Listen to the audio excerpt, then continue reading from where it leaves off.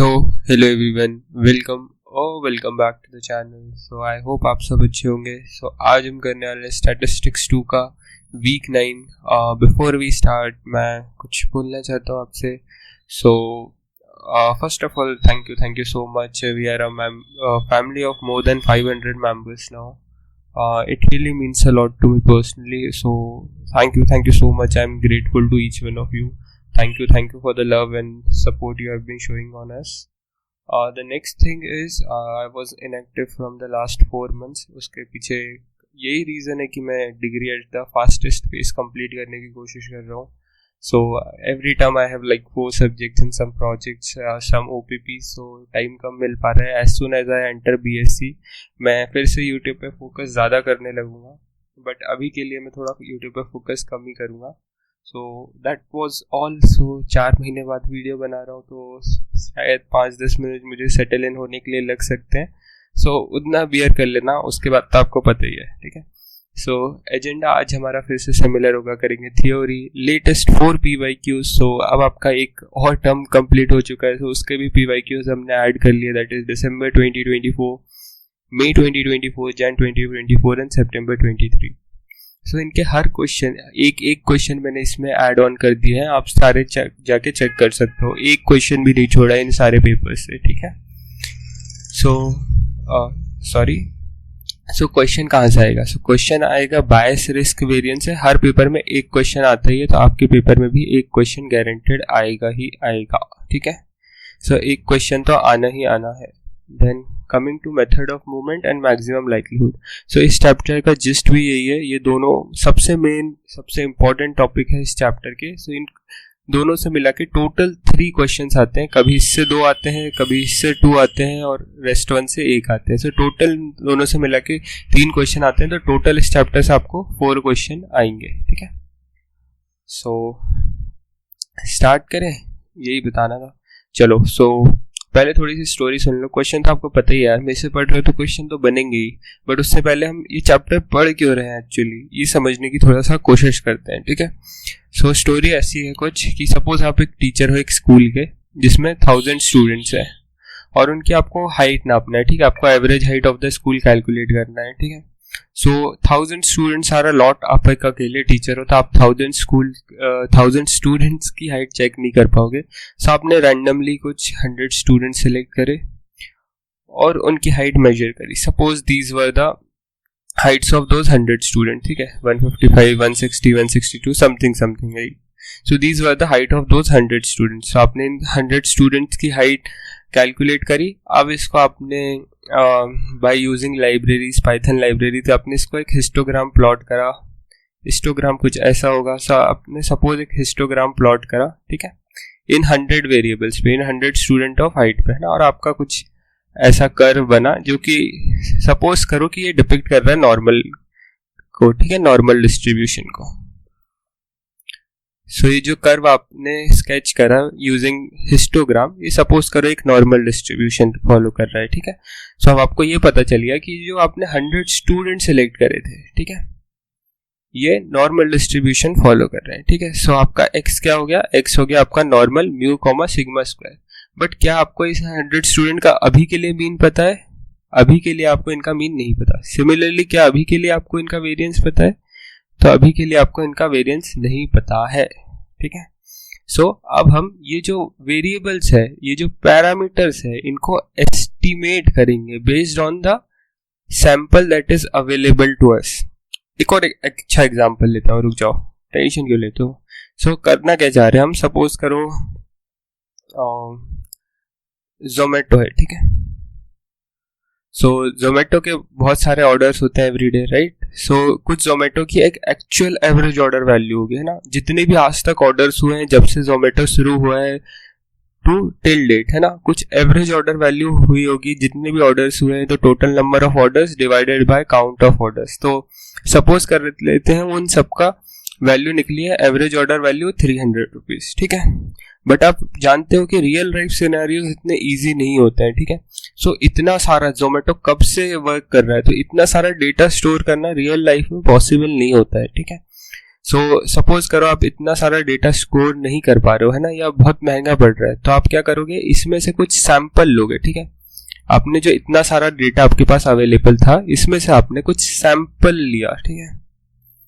Suppose करो आपने हर city, हर state में से कुछ नंबर ऑफ ऑर्डर्स लिए, ठीक है। सपोज एमपी में से, एमएच में से, गोवा में से, आपने सब स्टेट्स में से कुछ कुछ ऑर्डर्स लिए और उनके बेसिस पे आपने यहाँ एक एवरेज ऑर्डर वैल्यू, इस सैंपल के बेसिस पे आपने एक एवरेज ऑर्डर वैल्यू कैलकुलेट करी, ठीक है।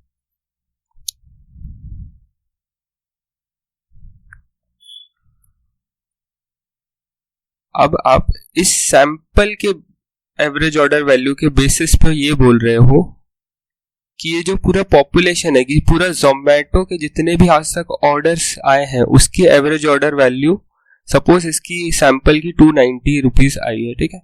तो इसके सैंपल के बेसिस पे आप बोल रहे हो कि पूरी पॉपुलेशन की जो एवरेज ऑर्डर वैल्यू होगी वो होगी ₹290। सो यही होता है रियल लाइफ चैलेंजेस, यही है, थोड़े से कंस्ट्रेंट होते हैं हमारे पास कि रियल लाइफ में आप इतना सारा डेटा समटाइम्स स्टोर नहीं कर पाओ, या कुछ और ज़्यादा चैलेंजेस हो सकते हैं, या कॉस्टली हो सकता है। तो उस केस में हम क्या करते हैं कि हमारे पास पूरा डेटा तो स्टोर नहीं कर सकते, सो हम उस डेटा का कुछ सैंपल लेंगे, उस सैंपल से चीज़ें कैलकुलेट करेंगे या एस्टिमेट करेंगे, ठीक है, एस्टिमेट करेंगे, और उसके बेसिस पे हम इन्फर करेंगे कि पॉपुलेशन का भी यही होना चाहिए। जैसे मैंने आपको यहाँ एवरेज हाइट ऑफ इंडिया का एग्जांपल दिया था, हम पूरे 150 करोड़ की हाइट कैलकुलेट नहीं कर सकते, राइट।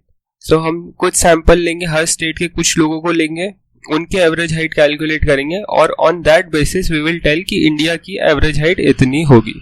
सो यही हम करना चाह रहे हैं, ठीक है। सॉरी, सो पहले डेफिनेशन पढ़ लेते हैं थोड़ी सी और फिर इस पर वापस आते हैं। सो इन्फ्लुएंशियल स्टैटिस्टिक्स क्या होती है कि it is a branch of science that makes conclusion prediction about a larger group based on the data collected.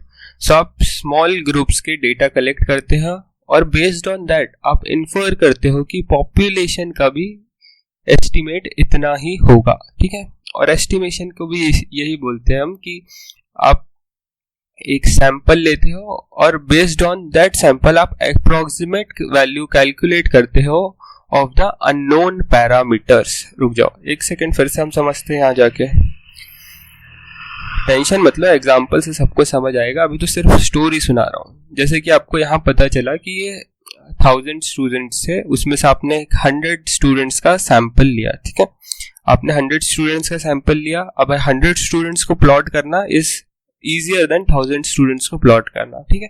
सो आपने ये 100 स्टूडेंट्स की हाइट प्लॉट करी, ठीक है, और ऐसा कुछ आपका कर्व आया। अब आपको पता है नॉर्मल जो डिस्ट्रीब्यूशन है वो एक बेल शेप्ड कर्व फॉलो करता है, तो ये बेल शेप्ड कर्व देख के आपको एक चीज समझ में आई कि ये नॉर्मल डिस्ट्रीब्यूशन है, ठीक है। बट अब आपको ये समझ में आ गया कि ये जो डेटा है एवरेज हाइट, ठीक है, ऑफ द स्टूडेंट्स, ये फॉलो कर रहा है नॉर्मल डिस्ट्रीब्यूशन। बट क्या आपको इसका मीन पता है अभी तक? क्या आपको इसका वेरिएंस पता है अभी तक? आपको ये नहीं पता है, ठीक है। आपको ना तो इसका मीन पता है, ना तो इसका वेरिएंस पता है। सो बेस्ड ऑन दीज, ठीक है, based on the sample that we have taken, we will calculate the mean and variance. पर ये एक सैंपल का है, आपने सिर्फ 100 स्टूडेंट्स लिए थे, बट टोटल स्टूडेंट्स कितने थे? 1000 स्टूडेंट्स थे। सो based on this data of 100 students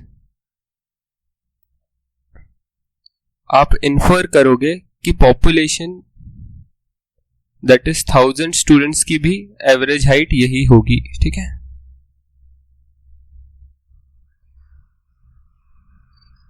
average order value लिख रहा हूँ, सॉरी, एवरेज हाइट लिखना चाहिए, AH समझ जाना आप लोग। बहुत दिन बाद पेन यूज कर रहा हूँ, क्या हो रहा है समझ नहीं आ रहा मुझे, ठीक है।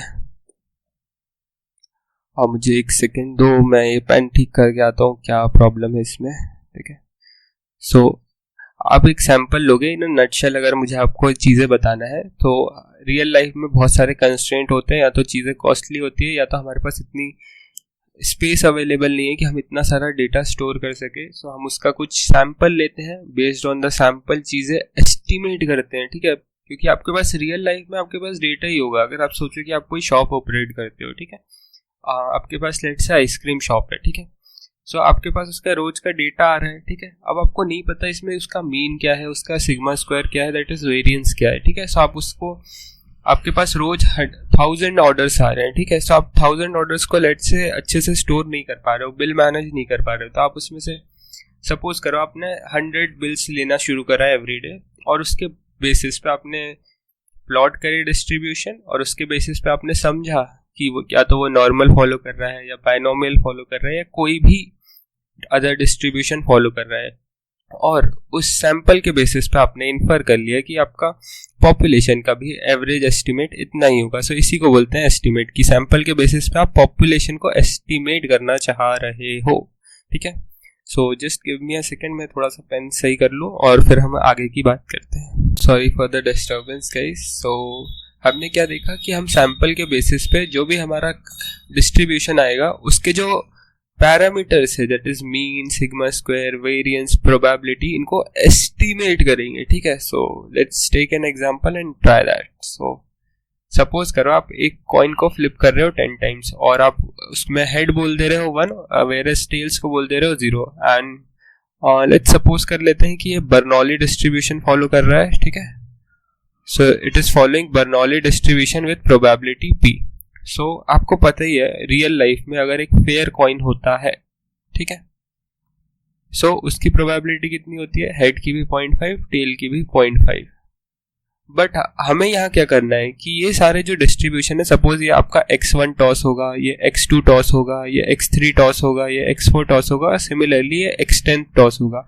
सो बेस्ड ऑन दीज 10 सैंपल्स आपको बताना है कि ये प्रोबेबिलिटी एस्टिमेट करके कि ये प्रोबेबिलिटी कितनी होगी, ये एक एस्टिमेटेड प्रोबेबिलिटी होगी ना कि रियल प्रोबेबिलिटी होगी, ठीक है। क्योंकि आप इसको एस्टिमेट कर रहे हो based on these samples, these 10 value, इसके बेसिस पे आप इसको एस्टिमेट कर रहे हो। सो मुझे बता दो, अगर मैं ये इसको बोल दूं कि ये प्रोबेबिलिटी ऑफ हेड है इसके अंदर वाली, ठीक है, प्रोबेबिलिटी ऑफ सक्सेस होती है, तो मैं हेड को एज अ सक्सेस डिफाइन कर रहा हूँ, ठीक है। So probability will be equal to कितने बार हेड आया है, 1 2 3 4 5 6, ठीक है। सो 6 टाइम्स हेड आया है, बाय टोटल कितने 10, ठीक है। ऑब्जर्व्ड बाय टोटल, ठीक है, 6 टाइम्स हेड आया by total number of total number of outcomes that is 10, total number of samples that is 10, ठीक है। सो जब भी आप प्रोबेबिलिटी एस्टिमेट करोगे तो आप इसको p नहीं बोलोगे, आप इसको बोलोगे p कैप। जो भी आपका एस्टिमेटेड वेरिएबल होगा वो होता है p कैप, या उसके ऊपर एक कैप लगा देते हैं, ठीक है, ये डिनोशन है। सो ये जाएगा 0.6। सो एक ये हो गया एस्टिमेटर हमारा, ठीक है, अगर आपको प्रोबेबिलिटी एस्टिमेट करना है। आप कुछ भी प्रकार के एस्टिमेटर बना सकते हो। मैंने यहाँ सिंपल बनाया था, ये हमारा probability equal to total observed observation upon total number of observation, ठीक है। अब मैं इसी पैरामीटर को डिफाइन कर रहा हूँ किसी और तरीके से, भाई मेरी मर्जी है ना, मैं कैसे भी कर सकता हूँ, है ना। जब आप एस्टिमेटर बना रहे हो तो आपकी मर्जी होती है आपको कैसे एस्टिमेट करना है, हाँ। बट सिंपल लॉजिक मत भूल जाना कि अगर आप प्रोबेबिलिटी एस्टिमेट कर रहे हो, है ना, कोई हार्ड एंड फास्ट रूल नहीं है एस्टिमेटर यूज करने का, आप कुछ भी डिफाइन कर सकते हो। बस एक चीज नहीं भूल जाना है कि अगर आप प्रोबेबिलिटी एस्टिमेट कर रहे हो, so probability can not be negative, ठीक है। सो कोई ऐसी चीज मत ले लेना जिससे आपकी प्रोबेबिलिटी नेगेटिव आ जाए, ठीक है। सो ये सारे छोटी छोटी मिस्टेक नहीं करना है ना। वेयर इज मीन कैलकुलेट कर रहे हो तो कोई कंडीशन नहीं है, मतलब आप कुछ भी ले सकते हो। सो ऐसे ही लॉजिक लगाना है, सिंपल लॉजिक लगाना है ना, जब भी आप एस्टिमेट करना चाह रहे हो कुछ। सो इस बार मैंने पैरामीटर डिफाइन करा प्रोबेबिलिटी का P2S, कि मैंने जो फर्स्ट 5 वेरिएबल्स थे उनको 2 से मल्टीप्लाई कर दिया कि उनका वेटेज ज्यादा था, मैंने ऐसा मान लिया, और जो लास्ट 5 वेरिएबल्स थे उनको सिंपल एज इट इज ले लिया, divided by 3 into number of terms that was 10, right. So 2 x1 पे हमारी क्या वैल्यू आई थी, हमारा सैंपल देख लेते हैं हम। x1 पे हमारा आया था हेड, दैट इज 1, सो यहाँ 1 रख दो, प्लस 2 को बाहर लिख लेता हूँ, x1 plus x2 is 0, plus x3 is again 0, correct, x4 is 1 and x5 is 0, ठीक है। सो इसको 2 से मल्टीप्लाई करा है। अब x6 कितना है, 6th वाला, 6, 7th, 8th और 9th सारे 1 है। सो इनको मैं 1 + 1 + 1 + 1 लिख लेता हूँ। और जो आपका लास्ट 10th टर्म है उस पे 0 आ रहा है, करेक्ट। सो ये एज इट इज हो चुका है और डिवाइडेड बाय 3n, ठीक है। 3 इंटू नंबर ऑफ टर्म्स, तो 3 इंटू नंबर ऑफ टर्म्स कितने हैं 10। Just give me a second guys. So yeah guys extremely sorry, बार बार कुछ काम हो जा रहा है, सो डिस्टर्बेंस हो रही है, extremely sorry for that. Let's get back to it. So हम कहाँ थे? Okay, so we are calculating this. So 2, 1 plus 1, 2, and 2 into 2, that is 4. And here we have 1 plus 1 plus 1 plus, that would be 4 again. 4 by 3 into 10, that is 30, right? So here we have 8 by 30. So that would be 4 by 15. Or this would come out to be, कितना होगा, एक second calculate कर लेने दो मुझे। 4 divided by 15, that would be 0.26, ठीक है। This is approximately 0.26, ठीक है। और सिमिलरली हम एक और एस्टिमेटर डिफाइन करते हैं, लेट्स से क्या डिफाइन करें, ये वाला डिफाइन करते हैं P4, ठीक है। सो P4 ट्राई करते हैं ना, based on the sample that we have. So based on sample we have, हम इसमें वैल्यू पुट करेंगे। सो x1 की वैल्यू है 1, ठीक है, प्लस x1 प्लस x2 की वैल्यू कितनी है, x1 की वैल्यू है 1, x2 की है 0। सो 1 plus 0 by 2 plus x1 plus x2 plus x3 by 3 है। सो 1 प्लस 0 बाई 3 होगा। 1 प्लस 0 बाई 3 कर लेते हैं हम यहाँ, sorry. Then we have x1 plus x2 plus x3 plus x4 by 4। So ऐसे ही कीप ऑन जाते जाएगा, तो बहुत लंबी कैलकुलेशन हो जाएगी मेरे लिए, ठीक है। सो ये वाला आप एस्टिमेट करना है, इसकी जो भी प्रोबेबिलिटी आएगी divided by number of samples that we have, that is 10। So इससे डिवाइड करना, जो भी आपकी प्रोबेबिलिटी आएगी, जो भी वैल्यू आएगी यहाँ पर, वो आपका आंसर होगा, ठीक है। सो मेन आइडिया ये था, यहाँ से मैं आपको जो समझाना चाह रहा था कि हम एस्टिमेटर कितने भी डिफाइन कर सकते हैं ना, infinite types of parameters could be defined and we can estimate that based on the sample. आप कोई भी डिफाइन कर सकते हो, बस बेसिक थिंग्स याद रखना कि probability can not be negative, तो आप ये डिफाइन ना कर दो कि प्रोबेबिलिटी नेगेटिव हो जाए, ठीक है। हाँ, आप ये भी एस्टिमेटर डिफाइन कर सकते हो कि प्रोबेबिलिटी इक्वल टू हाफ। ये क्यों डिफाइन कर सकते हो, हर बार आपकी जो भी आप वैल्यू ले रहे हो उसकी प्रोबेबिलिटी हाफ है, आपने डिफाइन कर दिया। ये भी एक एस्टिमेटर है, बिल्कुल है, पैरामीटर है एक, ये सॉरी। सो ये भी एक वैलिड एस्टिमेटर है, ठीक है। सो based on what ever sample you have, आप इसमें एस्टिमेटर डिफाइन कर सकते हो।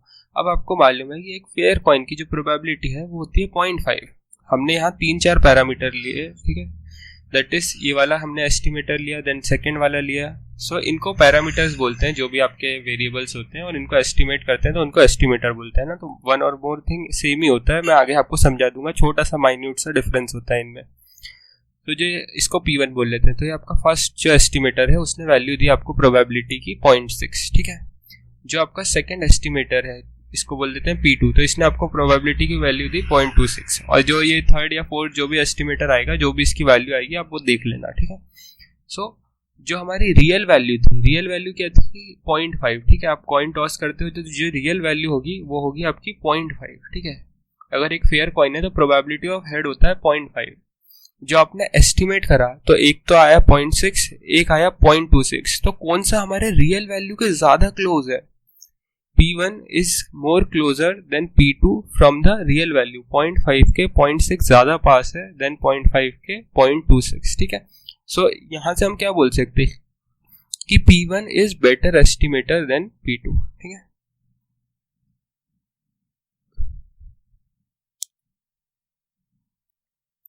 एक चीज यहां से हम कंफर्म कर सकते हैं कि P1 एटलीस्ट P2 से एक बेटर एस्टिमेशन है, ठीक है। बेस्ट हो या ना हो वो हमें नहीं पता, बट एक P2 से तो एक बेटर एस्टिमेटर है, ठीक है, P1। सो यहाँ से हमें P4 की जो भी वैल्यू निकलेगी आप उससे कंपेयर कर लेना, तो आपको पता चल जाएगा P1, P2, P3 में से कौन बेटर है, ठीक है। अब देखो हमारी जो रियल वैल्यू थी, ठीक है, रियल वैल्यू थी वो तो थी 0.5, ठीक है, बट जो हमने एस्टिमेट करी वो आ रही है 0.6। सपोज P1 एस्टिमेटर हम चूज करते हैं, तो हमारे पास यहाँ कुछ ना कुछ एरर आया है, सही बोल रहा हूँ, यहाँ हमारे पास कुछ ना कुछ एरर आया है। आपके पास 10 रुपीज से सपोज 1 के कॉइन थे और आपने काउंटिंग में मिस्टेक कर दी और सिर्फ आपने 9 रुपीज काउंट कर पाए ना। 10 कॉइन्स थे बट आपने सिर्फ 9 रुपीज काउंट करे, तो आपने कुछ एरर करा है। वो एरर क्या होगा? जो आपने एस्टिमेट करी वैल्यू, ठीक है, एस्टिमेटेड वैल्यू जो थी आपकी माइनस जो भी आपकी रियल वैल्यू थी, तो ये आपका एक एरर आ जाएगा। करेक्ट है? सो कुछ ना कुछ एरर आ रहा होगा। तो मुझे बताओ बेस्ट एस्टिमेटर क्या होगा? बेस्ट एस्टिमेटर क्या होगा? अगर मैं आपसे पूछ लूं कि मुझे एक बेस्ट एस्टिमेटर चाहिए, सो वो क्या होगा? उसकी क्वालिटीज क्या होगी? सो बेस्ट एस्टिमेटर ये होना चाहिए कि हमारी जो एस्टिमेटेड वैल्यू है और जो रियल वैल्यू है उसमें कोई डिफरेंस ना है।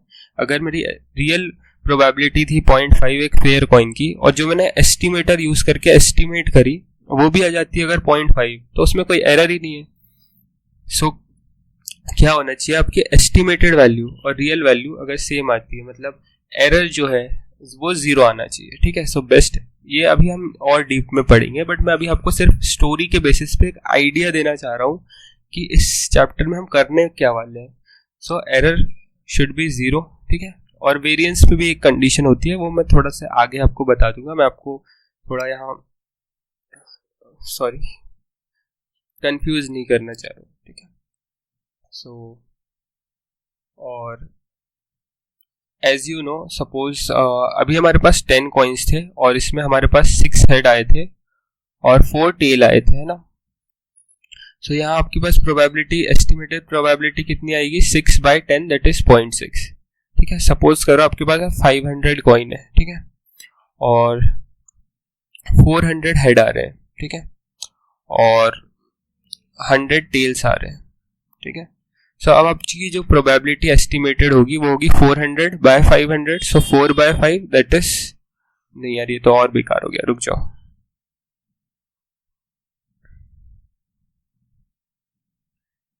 इसको अगर 300 लूँ तो वो भी 6 हो जाएगा। सपोज हम लेते हैं 280 ले लेते हैं, ठीक है ना, थोड़ा सा बेटर होगा। सो 280 हेड आए हैं और 320 टेल्स आए हैं, सपोज करो, ठीक है। अब आप इसकी प्रोबेबिलिटी जो एस्टिमेट करोगे वो आएगा 280/500, ठीक है। सो 28/50, एक सेकेंड दे दो, थोड़ा सा 0.5 से ज़्यादा आएगा। सो 28 दैट इज 56/100, सो 0.56 आएगा। कैलकुलेट कर लेता हूँ, हाँ 0.56 ही आएगा। सो 0.56, सो ये वैल्यू आएगी। देखो अब आप जैसे जैसे सैंपल्स बढ़ाओगे, हमने ये चेबिशेव्स में भी पढ़ा था, हमने weak law of large number में भी पढ़ा था, जैसे जैसे आप नंबर ऑफ सैंपल्स बढ़ाते हो, है ना, सैंपल्स आप जैसे जैसे बढ़ाते हो, नंबर ऑफ टर्म्स आप जैसे जैसे बढ़ाते हो, तो आपका जो सैंपल मीन है वो पॉपुलेशन मीन के पास जा रहा था। सिमिलरली जो आपका यहाँ जैसे जैसे आप सैंपल्स बढ़ाते जाओगे तो जो एस्टिमेटेड पैरामीटर होगा वो रियल पैरामीटर की वैल्यू के पास चले जाएगा, ठीक है। जैसे कि मैंने आपको average height of India calculate करने के लिए दी, ठीक है, आपने सिर्फ 100 लोगों का सैंपल लिया, सो वो बहुत वाइड हो जाएगा। आपने सपोज 100 करो कि बहुत एक्सट्रीम वैल्यू ले ली, सारे जो टॉल हाइट वाले लोग थे उनको ले लिया, ठीक है, तो वो एक बेटर सैंपल नहीं है।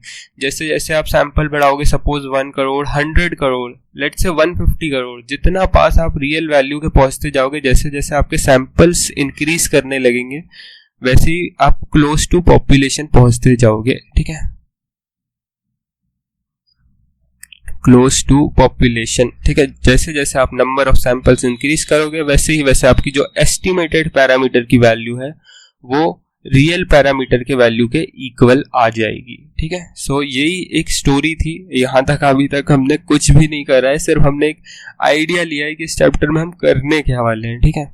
सो अब थोड़ा सा समझ लेते हैं कि हमने चैप्टर में पढ़ना क्या है, ठीक है। ये तो मजाक कर रहे थे हम, ठीक है। सो अब जो रियल वैल्यू रहेगी, जो पैरामीटर रहेगा आपका, ठीक है, सपोज यहाँ थीटा लिखा है, मैं हमारा जोमेटो वाला एग्जांपल लेते हैं, ठीक है।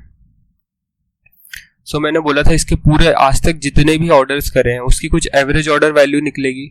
सो जो भी एवरेज ऑर्डर वैल्यू निकलेगी, सपोज 300 रुपीज निकलेगी, ठीक है। सो ये तो एक फिक्स्ड कांस्टेंट है, ठीक है, कि आज तक इतने ऑर्डर्स हुए हैं और जब हमने उनकी टोटल ऑर्डर वैल्यू काउंट करी divided by total number of order करा तो उसकी एवरेज ऑर्डर वैल्यू निकली। तो ये एक फिक्स्ड कांस्टेंट है, ठीक है, कि अगर 300 है तो 300 है ही, और यही है रियल वैल्यू, ठीक है, रियल एवरेज ऑर्डर वैल्यू यही है। बट जब आप एस्टिमेट कर रहे हो, ठीक है, एस्टिमेट कर रहे हो तो आपने कुछ सैंपल लिया होगा, ठीक है, सपोज आपने x12 x22 x1000 ऐसे कुछ 1000 बिल्स लिए होंगे, है ना, और इनके बेसिस पे आपने कुछ एस्टिमेट करा होगा, सपोज करो वो 290 आ गया, ठीक है। तो ये एक फिक्स चीज नहीं है, ये वेरिएबल है। अगर आप इन 1000 सैंपल्स की जगह ये वाले सैंपल्स लेते हैं, 1100 लगा देता हूँ और 1100 से 2000 लिख देता हूँ, ठीक है, आप ये सैंपल की जगह अगर आप ये सैंपल लेते तो शायद एवरेज ऑर्डर वैल्यू अलग हो जाती, शायद एवरेज ऑर्डर वैल्यू 280 रुपीज हो जाती। सो ये फिक्स्ड नहीं है, ये डिपेंड क्या कर रहे हैं, ये डिपेंड कर रहे हैं कि आप सैंपल्स क्या ले रहे हो, ठीक है। सो ये एक फंक्शन ऑफ सैंपल्स है, ठीक है। सो ये फिक्स्ड नहीं होगा, ये होगा वेरिएबल, और आप सैंपल्स के बेसिस पे ये एस्टिमेट कर रहे हो वैल्यू, ठीक है। सो ये रियल वैल्यू नहीं होगी, ये होगी एस्टिमेटेड वैल्यू, ठीक है। सो जो एवरेज ऑर्डर वैल्यू जो रियल होगा उसको आप लिख सकते हो AOV, और जब भी आप पैरामीटर एस्टिमेट करते हो, सो अगर आपने यहां से एवरेज ऑर्डर वैल्यू एस्टिमेट करी, सो इसको आप लिख सकते हो एवरेज ऑर्डर वैल्यू का कैप, ठीक है। अब आई होप आपको चीजें समझ आ रही होगी कि रियल क्या होता है, एस्टिमेटेड क्या होता है। सो वही चीज यहाँ पे, अगर आपको एस्टिमेट करना है एक पैरामीटर थीटा, ठीक है, सो आपको पैरामीटर थीटा एस्टिमेट करना है। सो एक होगा function of samples. Function of samples क्यों? क्योंकि यहाँ आप सैंपल्स लोगे, x1 to xn आपने यहाँ सैंपल्स लिए, ठीक है। इसके अलावा अगर आप कोई और सैंपल्स ले लेते तो कुछ और वैल्यू आ जाती है, ठीक है। सो जो एस्टिमेटर होता है वो एक फंक्शन ऑफ सैंपल्स होता है, कि आप जो भी सैंपल्स उसमें, रुक जाओ, फंक्शन क्या होता है? फंक्शन कुछ नहीं होता है, फंक्शन होती है एक मशीन, ठीक है। फंक्शन में आप इनपुट देते हो, ठीक है, हाँ एकदम बच्चों जैसे समझा रहा हूँ, तो 100 ही लाना है ना, इनसे ज्यादा इजी कोई चैप्टर्स नहीं है आपके पास। वीक 9, 10, 11, 12 इनसे इजी चैप्टर आपको पूरे स्टार्ट्स 2 में नहीं मिलेंगे। ये चैप्टर बने ही इसलिए आपको कि 100 ही स्कोर करना है, ठीक है। बहुत इजी, बहुत ज्यादा इजी चैप्टर्स है, मैं एक एक क्वेश्चन आपको करा के दिखाऊंगा, ठीक है। तो आप कुछ इनपुट लेते हो, इससे फंक्शन या मशीन से पास होता है और वो कुछ आपको आउटपुट देता है, ठीक है। सो सपोज करो आपकी मशीन थी x², आपका फंक्शन था x², आपने इनपुट दिया 1, सो अभी इसके अंदर पास होगा, ठीक है, 1 का स्क्वायर करेगा वो 1 आएगा, 2 डालोगे तो 2 का स्क्वायर होगा 4 आएगा, ठीक है। तो सेम वे ये होता है फंक्शन ऑफ सैंपल्स। तो अगर आप सैंपल्स x1 to xn डाल रहे हो, ठीक है, सो ये कुछ आउटपुट देगा आपको, ठीक है। अगर आप x2n to x3n अगर ये वाले सैंपल्स डाल रहे हो तो ये आपको कुछ और वैल्यू देगा, है ना, बेस्ड ऑन जो भी आप सैंपल डाल रहे हो, ठीक है। सो एक फंक्शन ऑफ सैंपल्स होता है। सो आई होप थ्योरी अब क्लियर होगी, ठीक है। पैरामीटर वर्सेस एस्टिमेटर, सो मैंने आपको बताया जो रियल वैल्यू होती है हमारी उसको हम थीटा लिखते हैं, वो एक कांस्टेंट वैल्यू होती है। अगर जोमेटो की एवरेज ऑर्डर वैल्यू 300 रुपीज है तो वो 300 रुपीज है। आज तक के जितने भी बिल उसके पास आए थे हमने वो सारे की एवरेज ऑर्डर वैल्यू ली और वो एक रियल नंबर है, ठीक है। सो वो हमेशा फिक्स्ड कांस्टेंट होती है। सो आपकी रियल वैल्यू कांस्टेंट पैरामीटर होगी, वेयर एज जो आपकी एस्टिमेटेड फंक्शन होगा, ठीक है, वो एक रैंडम वेरिएबल होगा, वो डिपेंड करेगा based on the sample you take, ठीक है। सो सिंस वो एक रैंडम वेरिएबल होगा उसके पास अपनी प्रोबेबिलिटी मास फंक्शन होगा या अपनी प्रोबेबिलिटी डेंसिटी फंक्शन होगा, डिपेंडिंग अपॉन कि या तो वो डिस्क्रीट डिस्ट्रीब्यूशन फॉलो कर रहा है या फिर कंटिन्यूस डिस्ट्रीब्यूशन फॉलो कर रहा है। आई होप यहाँ तक आपको चीजें सब कुछ समझ आ गई होगी, ठीक है। हाँ बस हमने यहाँ थ्योरी करी, अभी क्वेश्चन का तो कुछ है ही नहीं यहाँ। सो 2 ही क्वेश्चन थे एक्टिविटी 9.2 में, तो मैंने सोचा ये दोनों करा देता हूँ आपको। So let the distribution of x have an unknown parameter theta. So एक अननोन पैरामीटर है थीटा जिसको हमें एस्टिमेट करना होगा। So let x1 to xn, so x1 to, इतने टाइम बाद लिख रहा हूँ, लिखते ही नहीं बन रहा यार लिटरली। सो ये IID फॉलो कर रहे हैं, ठीक है, of sample x। So x है और the estimator theta cap of the parameter. So theta होगी रियल वैल्यू, है ना, अब तक आपको समझ आ गई होगी। थीटा होगी रियल वैल्यू और थीटा जो कैप होगी वो होगी एस्टिमेटेड वैल्यू या एस्टिमेटेड पैरामीटर, जो भी आपको बोलना है, ठीक है।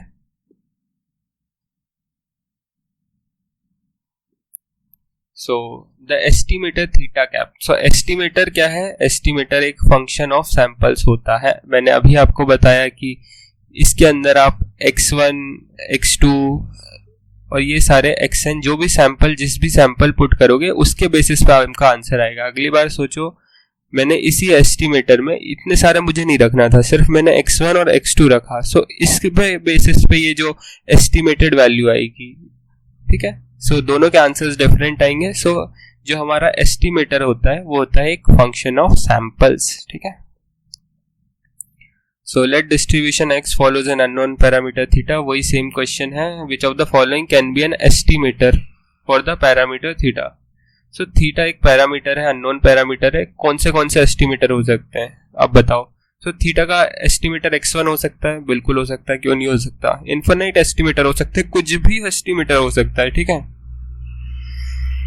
कोई कंडीशन नहीं है ना. हाँ, बस नॉर्मल सी लॉजिकल कंडीशन होती है. प्रोबेबिलिटी नेगेटिव नहीं होना चाहिए, probability can not be more than 1, ठीक है. नहीं तो आप प्रोबेबिलिटी को 100 लिख रहे हो. सो ये सब नहीं करना है. बट यहाँ थीटा हमें पता ही नहीं है क्या है पैरामीटर, ठीक है. सो ये सारी वैल्यू ले लेगा, x1 + xn/2. मैक्सिमम, इसमें से जो भी मैक्सिमम आएगा वो भी इसका पैरामीटर हो सकता है. मीडियन जो इसकी बिटवीन वैल्यू होगी वो भी हो सकता है, ठीक है. सो ये चारों एस्टिमेटर्स पॉसिबल है, ठीक है. अब हमने सारी जो भी थ्योरी थी, स्टोरी थी, जो हमें स्टोरी पढ़ना था इस चैप्टर की, ठीक है. मैं हमेशा कोशिश करता हूँ कि आपको रियल लाइफ से एक चीज़ एक्सप्लेन करूँ कि आप पढ़ क्यों रहे हो स्टैटिस्टिक्स, आपको ये समझ रहे, ठीक है. अब तो क्वेश्चन ही क्वेश्चन बचे हैं. इसके आगे आप देखोगे हम हर क्वेश्चन इजीली सॉल्व कर लेंगे, है ना भाई. क्वेश्चन अगर मेरे से पढ़ के क्वेश्चन सॉल्व नहीं कर पाओ तो क्या ही फायदा. सही बात है ना. तो अब यहाँ से हमारी थ्योरी खत्म होती है. अब यहाँ से हम सीधे क्वेश्चन पे क्वेश्चन खत्म करने वाले हैं. सो मैंने आपको एरर समझाया था, जो हमारी एस्टिमेटेड वैल्यू होगी, ठीक है. एस्टिमेटेड वैल्यू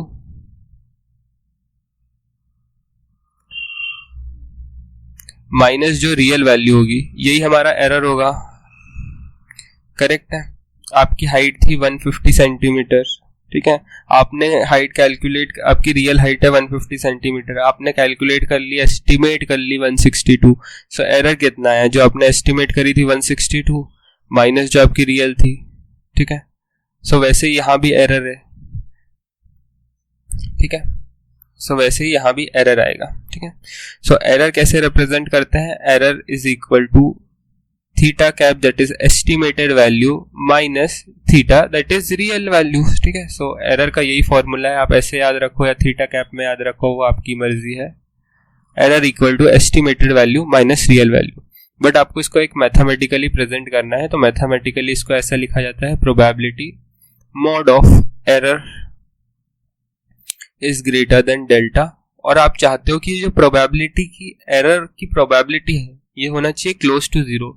जब आपकी एरर 0 आएगा तभी तो आपकी estimated value equal to real value होगी. अगर मैं एरर को यहाँ 0 कर दूं, यहाँ आप एरर को 0 पुट कर दो तो रियल वैल्यू इस साइड आ जाएगा. So real is equal to estimated यहाँ से हो जाएगा. करेक्ट है. अगर आपकी हाइट 150 सेंटीमीटर है, ठीक है, एस्टिमेटेड भी और रियल भी, तो उसमें कोई एरर नहीं है ना, वो तो एकदम सही है, ठीक है. सो हम क्या चाहते हैं, हम यही चाहते हैं कि जो हमारा एरर की प्रोबेबिलिटी आए वो टेंड करे 0 को. जितना ज़्यादा हम उसके क्लोज जाएंगे उतना बेटर है हमारे लिए, ना. जितना ज़्यादा हम क्लोज जा पाएंगे एरर के 0 होने की प्रोबेबिलिटी, उतना अच्छा हमारा पैरामीटर होगा, ठीक है. सो इस पे हम चेबीशेव्स लगाते हैं. मेरा अभी थोड़ा मन नहीं है डिराइव करने का, बाकी आप कर सकते हो, बहुत ही ईजी है चेबीशेव्स लगाना. इस पे चेबीशेव्स लगाओगे सो इस पे आपको ये फॉर्मूला मिल जाएगा, ठीक है. चेबीशेव्स आपने वहां भी देखा होगा, probability of mod of x minus mu greater than delta is less than equal to 1/k² something होगा, ठीक है. सो वहां उससे ही हम थोड़ा सा सिमिलैरिटी इंट्रोड्यूस करके ये फॉर्मूला डेरिवेट कर लेते हैं, ठीक है. सो ये फॉर्मूला आपको याद रखना है अगर आपको प्रोबेबिलिटी ऑफ एरर निकालना है. So probability of error minus expected value of error greater than delta is less then variance of error by delta square, ठीक है. इससे कुछ समझ नहीं आया होगा, सीधे क्वेश्चन करते हैं, उससे से आपको बेटर क्लैरिटी मिलती है, ठीक है. सो उससे पहले एक छोटा सा लॉजिकल क्वेश्चन है. यही 2 क्वेश्चन थे 9.3 में.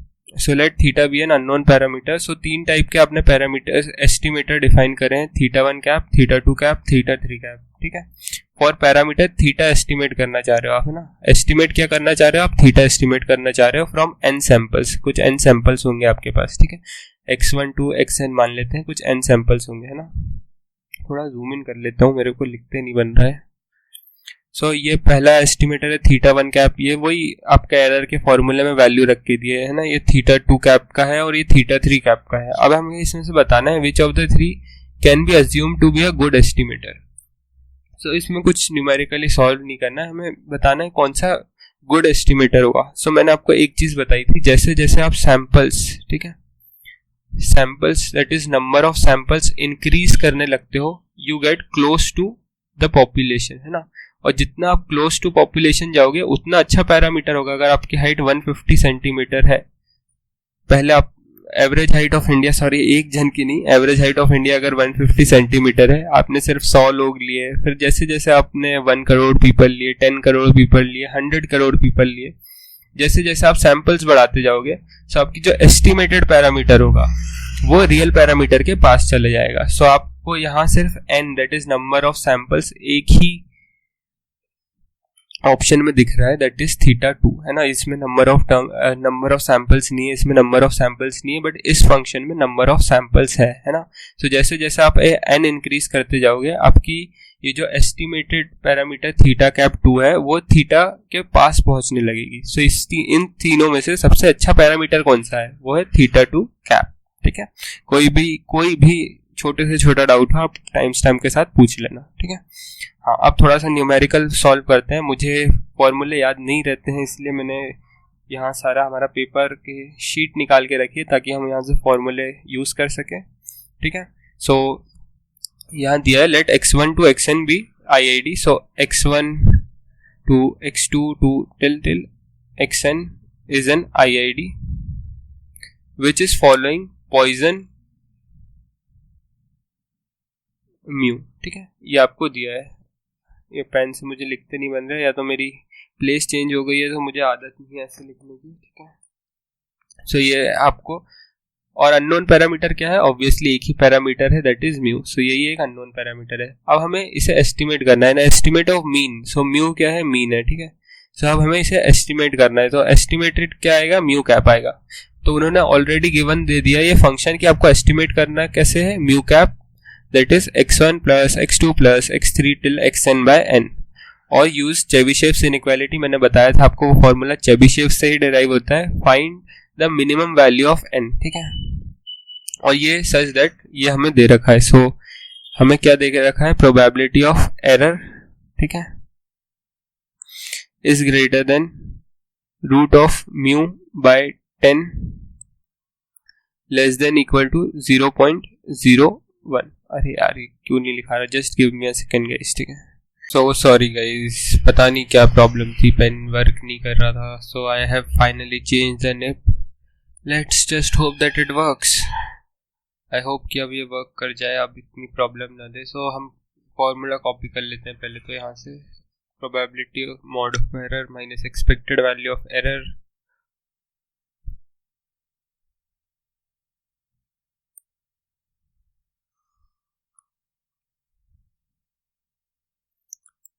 greater than delta is less than equal to variance of error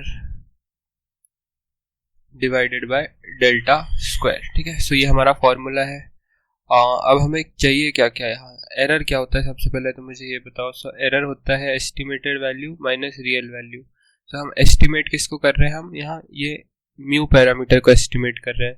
सो ये एरर क्या हो जाएगा, एरर हो जाएगा mu cap minus mu, correct. तो ये हो गया हमारा एरर, ठीक है। और इसी पे हम एक्सपेक्टेड वैल्यू लगा देंगे तो वो हो जाएगा expected value of error, right. So ये एरर मिल गया हमें, और यहाँ से हम पहले देख लेते हैं हमारे पास क्या क्या चीज़ें अवेलेबल है। सो ये दोनों फॉर्मूला को कंपेयर करो, उससे आपसे और डेल्टा की वैल्यू मिल जाएगी, delta equal to root of mu by 10। I hope mu ही है, yeah. So delta equal root mu equal to 10 delta, versus 10 दोनों साइड स्क्वायर कर दो तो 10 डेल्टा का whole square is equal to mu, ठीक है। एक चीज यहां से मिल गई, इसको भी कंपेयर कर लो variance of error by delta square को। So variance of error by delta square is equal to 0.01, ठीक है। तो यहाँ से हमारे पास क्या वैल्यू आई थी, यहाँ से हमारे पास आई थी 100 डेल्टा स्क्वायर, फिर वही problem is equal to mu. यार जितना टाइम तो पढ़ाने में नहीं लग रहा है उतना इसको डीबग करने में लग रहा है। So this is equal to, ये देखो मैं लिख ही नहीं रहा हूँ क्या हो रहा है।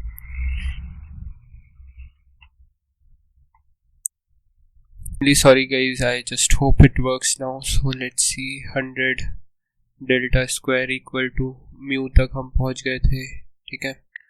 और हमें एक इक्वेशन हमारे पास ऊपर भी है, variance of error. So variance of error क्या होता है, एरर होता है estimated value minus real value. So estimated mu cap हो जाएगा minus mu upon delta square, ठीक है, इज इक्वल टू 0.01, ठीक है। सो हमारा डिस्ट्रीब्यूशन क्या फॉलो कर रहा है, हमारा डिस्ट्रीब्यूशन फॉलो कर रहा है पॉइजन, ठीक है, पॉइजन म्यू। सो इसकी एक्सपेक्टेड वैल्यू मैंने वो शीट हटा दी, एक सेकंड में वो शीट भी। So let's get back to our work. So हमारा जो x1 x2 या x2 डिस्ट्रीब्यूशन था वो फॉलो कर रहा था पॉइजन, और पॉइजन के अंदर हमारे पास जो वेरिएबल था वो था म्यू। सो अब हम जाते हैं हमारे फॉर्मूला शीट पे, तो हम यहाँ देख सकते हैं कि अगर पॉइजन के अंदर लैम्डा हमारा वेरिएबल है तो उसकी एक्सपेक्टेड वैल्यू भी लैम्डा होगी और वेरिएंस ऑफ x भी लैम्डा होगा, ठीक है। सो हम वही यूज करेंगे।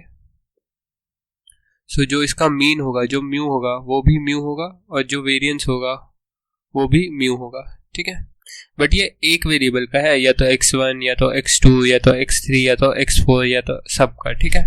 बट हमारे पास यहाँ वेरिएंस ऑफ एरर है, ठीक है। सो अब वेरिएंस ऑफ एरर हम पहले ऊपर कैलकुलेट कर लेते हैं। So variance of error that is mu cap minus mu, ठीक है। सो मैंने आपको बताया था ये होता है हमारा एस्टिमेटेड पैरामीटर, ठीक है। सारी चीज़ें एक एक चीज़ें क्लैरिटी के साथ बता रहा हूँ मैं। यह है एस्टिमेटेड पैरामीटर और यह है रियल पैरामीटर, ठीक है। और मैंने आपको एक चीज और बताई थी, जो हमारा रियल पैरामीटर होता है वो होता है एक फिक्स्ड कांस्टेंट, ठीक है। कैसे, मैंने आपको बताया था जोमेटो की एवरेज ऑर्डर वैल्यू। जोमेटो की एवरेज ऑर्डर वैल्यू अगर हम उसके सारे ऑर्डर्स ले लें और उसका बिल अमाउंट ऐड कर दें divided by total number of bills, तो वो एक हमें रियल वैल्यू ही देगा, वो हमें एक फिक्स्ड वैल्यू ही देगा, ठीक है। तो वो एक फिक्स्ड कांस्टेंट ही होगा ना, वेरिएबल थोड़ी होगा। और यहाँ से मैं आपको वीक 3 से एक वेरिएंस की प्रॉपर्टी का आपको याद नहीं है तो आपको शायद वीक 3 का लेक्चर देखना पड़ सकता है। सो नहीं देखना पड़ेगा भाई, मजाक कर रहा हूँ, यहाँ याद दिला देता हूँ। सो variance of x plus a अगर हमारे पास कुछ होता था और अगर यहाँ a कांस्टेंट है और x वेरिएबल है, सो ये हो जाता था वेरिएंस ऑफ x ओनली, ठीक है। सो सिंस ये हमारा म्यू कांस्टेंट है तो यह हमारा हो जाएगा variance of mu cap only, ठीक है। सो ये यहाँ से ये कैसे आया, ये वीक 3 में मैंने बहुत डिटेल में आपको ये चीजें पढ़ा रखी है, ये सारी properties. So variance of x plus a, जहाँ एक a कांस्टेंट है तो कांस्टेंट इससे बाहर नहीं आता है। एक्सपेक्टेड वैल्यू में ऐसा होता है, expected value of x plus a अगर आप लिखते हो तो वो हो जाता है expected value of x plus constant उसमें बाहर हो जाता है। अगर माइनस साइन रहे तो माइनस से बाहर, प्लस रहे तो प्लस से बाहर, वेरिएंस में कांस्टेंट बाहर नहीं आता है, ठीक है। So variance of mu cap minus mu, since mu is constant तो ये बाहर नहीं आएगा। So variance of mu cap, so हम variance of mu cap calculate कर लेते हैं। हमारा म्यू कैप क्या है, x1 to xn by n, ठीक है। सो यहां से हम कैलकुलेट कर लेते हैं variance of x1 to xn by number of terms, right. So अब वेरिएंस की एक प्रॉपर्टी और वीक 3 में ही पढ़ाई थी मैंने, सारी प्रॉपर्टीज याद रखना है ना, स्टैट्स टू इंटरकनेक्टेड है। वेरिएंस ऑफ अगर ax मिलता है आपको, सो ये a स्क्वायर अगर एक कांस्टेंट है, ठीक है, सो a बाहर आ जाता है a square times variance of x। Versus expected value में थोड़ा सा अलग होता है, फिर से ये प्रॉब्लम आने लगी। एक्सपेक्टेड वैल्यू ऑफ ax अगर आप करते हो ये अपने आप चलने लगता है यार, क्या पता क्या प्रॉब्लम है। सो ये हो जाता है a times expected value of x, ठीक है। सो कंटिन्यू करते हैं, थोड़ी बहुत प्रॉब्लम झेल लेना भाई, ठीक है। सो वेरिएंस ऑफ n जो है कांस्टेंट है, तो वो बाहर आएगा तो वो हो जाएगा 1/n², variance of x1 plus x2 till xn, ठीक है। सो ये हो जाएगा 1/n²।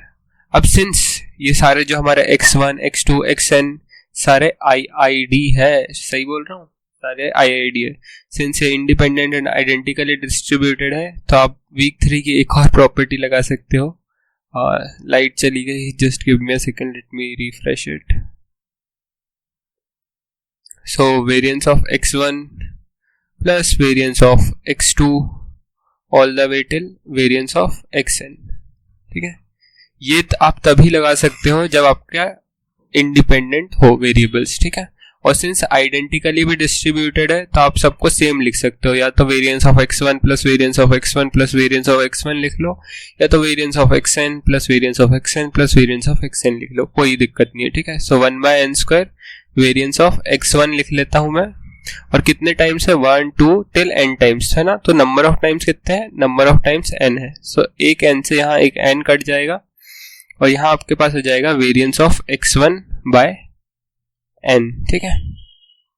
So variance of x1 क्या है हमारा, अब हमें पता है कि एक x वेरिएबल है, तो वो फॉलो कर रहा है पॉइजन म्यू, सो उसका मीन भी म्यू होता है और वेरिएंस भी म्यू होता है। सो वेरिएंस हमारा x1 का क्या हो जाएगा, वो हो जाएगा म्यू, ठीक है। हाँ, एक एक चीज दिखा रहा हूँ, है ना, जल्दी नहीं कर रहा हूँ, ठीक है। सो हो जाएगा μ/n, ठीक है। सो ये हमें मिल गया। अब हाँ, हमारे पास ये थी हमारी प्रोसेस, राइट, ये थी हमारी, सपोज इसको नंबर 1 मैं कॉल कर देता हूँ, ठीक है। So variance of mu cap minus mu हमारा कन्वर्ट हो गया था into variance of mu cap only divided by delta square is equal to 0.01, ठीक है। और हमारा वेरिएंस ऑफ म्यू कैप जो हमने निकाला वो आया हमारा μ/n, ठीक है। सो ये वैल्यू का एज इट इज यहाँ वेरिएंस ऑफ म्यू कैप की जगह हम यहाँ पुट कर देते हैं। सो ये हो जाएगा μ/n delta square is equal to 0.01, ठीक है। सॉरी, यहाँ है लेस देन इक्वल टू 0.01, ठीक है। सो वो भूल नहीं जाना है, जब भी मैं सोचूं मिनिमम वैल्यू कैसे देंगे, नहीं तो हम है ना, ये सब देख सकते हैं आप, ठीक है। अब इस फॉर्मूले पे जाते हैं। अब हमारे पास यहाँ डेल्टा स्क्वायर की वैल्यू नहीं है, ठीक है। सो अब हमें डेल्टा स्क्वायर यहाँ से हटाना पड़ेगा, क्योंकि हमें तो n चाहिए ना। सो अब हम यहाँ से डेल्टा स्क्वायर की value in terms of mu use कर लेते हैं। सो ये हो जाएगा μ/100, राइट। सो डेल्टा स्क्वायर की वैल्यू आप यहाँ पुट कर दो μ/100। सो ये हो जाएगा μ/n इंटू डेल्टा स्क्वायर की वैल्यू क्या होगी, μ/100, तो 100 जाके ऊपर चले जाएगा, is less than equal to 0.01, ठीक है। तो 100 ऊपर चले जाएगा, म्यू से म्यू कैंसिल हो जाएगा। So 100/n is less than equal to 0.01, और यहाँ से आप देख सकते हो 100 divided by 0.01 is less than equal to n। So this would be 10 to the power -2, ऊपर जाके +2 हो जाएगा। सो इसको ऐसा लिख सकते हो 10 to the power -2, right, is less than equal to n। फिर से वही प्रॉब्लम, और ये ऊपर जाके +2 हो जाएगा। सो 100 इंटू 10 to the power 2 हो जाएगा, यहाँ -2 था, ठीक है, ऊपर जाके +2 हो जाएगा, लेस देन n, और 100 इंटू 100 कितना हो जाएगा, 10,000, ठीक है, is less than equal to n। So ये क्या बोल रहा है कि जो आपकी n की वैल्यू है वो ग्रेटर देन इक्वल टू 10,000 होगी। सो जो मिनिमम वैल्यू ऑफ n जो होगी, ठीक है, अरे यार, सो मिनिमम वैल्यू, देखो मैं कुछ लिख ही नहीं रहा हूं फिर भी। सो जो मिनिमम वैल्यू ऑफ n होगी वो होगी 10,000, ठीक है। सो आपका आंसर होगा 10,000। So where is the question, ठीक है। सो जो मिनिमम वैल्यू ऑफ n होगी वो होगी आपकी 10,000, ठीक है। सो ये हो गया हमारा आंसर। चलो, सो अब मेन टॉपिक्स पे बढ़ते हैं जहाँ से हमारे क्वेश्चन आने वाले हैं, that is risk, bias, variance, method of movement, maximum likelihood. ठीक है, सारे PYQs यहाँ पर अवेलेबल है, पर उससे पहले थ्योरी तो पढ़ ले। सो अब हम बढ़ते हैं bias, variance and risk of estimator. Almost आपने क्वेश्चन के थ्रू मोस्टली चीजें देख ली है, अब इनको थियोरेटिकली अप्लाई करना है। ठीक है, so bias, okay, so let's get back to our work. So bias क्या होता है? बायस होता है एक्सपेक्टेड वैल्यू ऑफ एरर।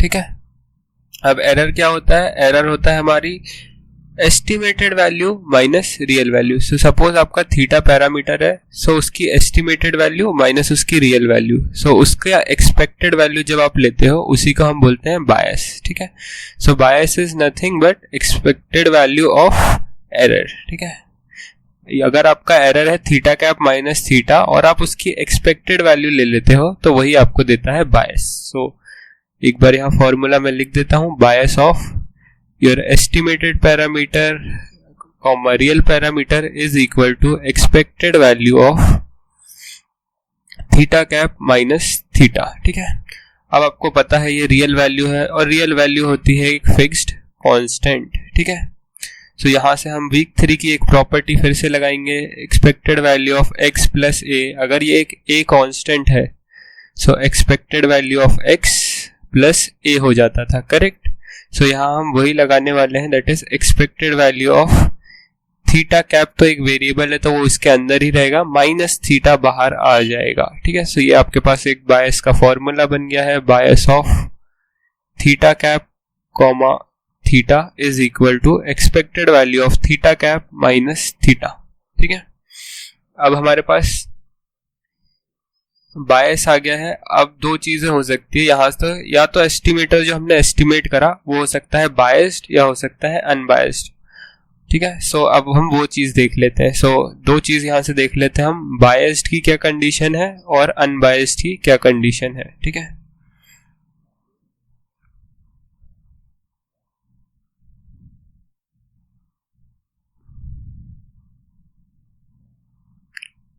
सो आप खुद लॉजिकली सोच के देखो, आप अनबायस्ड कब होते हो?